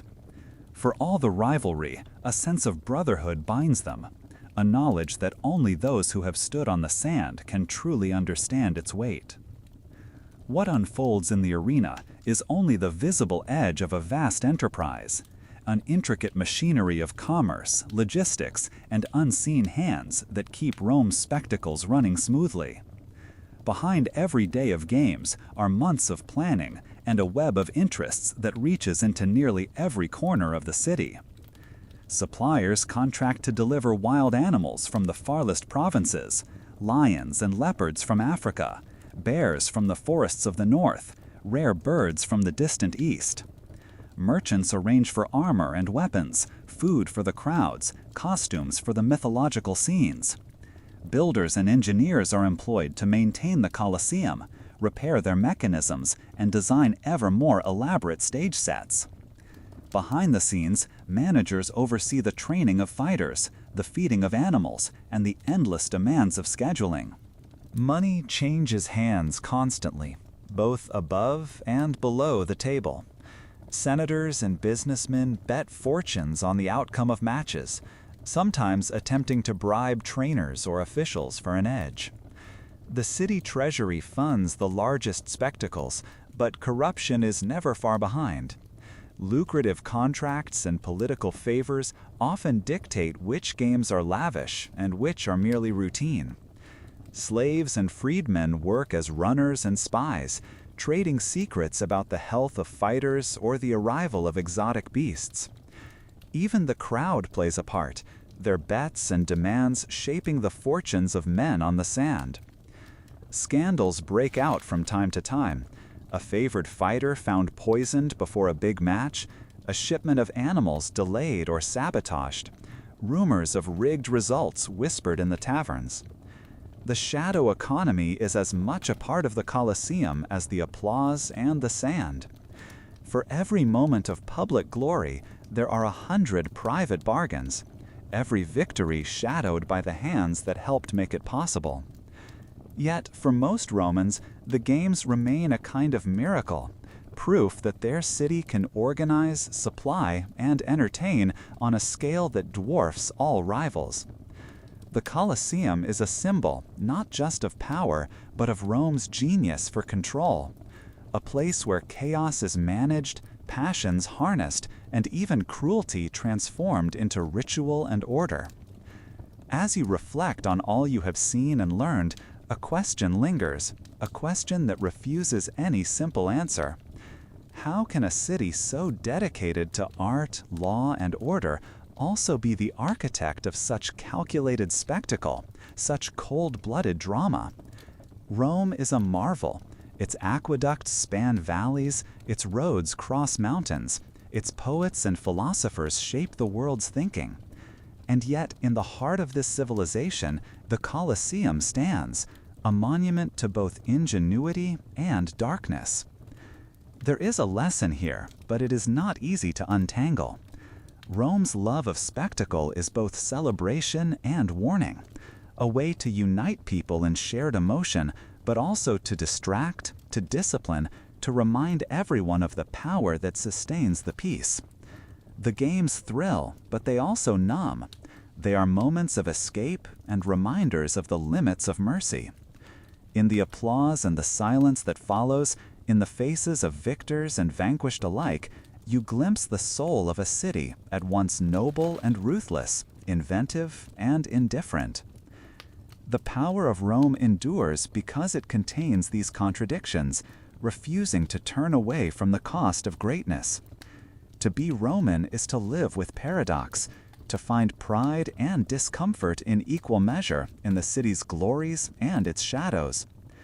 As twilight gathers and the last echoes of the arena fade, you sense that the Colosseum's true legacy is not in its stones or its legends, but in the questions it plants in every heart. Questions about power, justice, the meaning of entertainment, and the thin line that separates civilization from its most primal desires.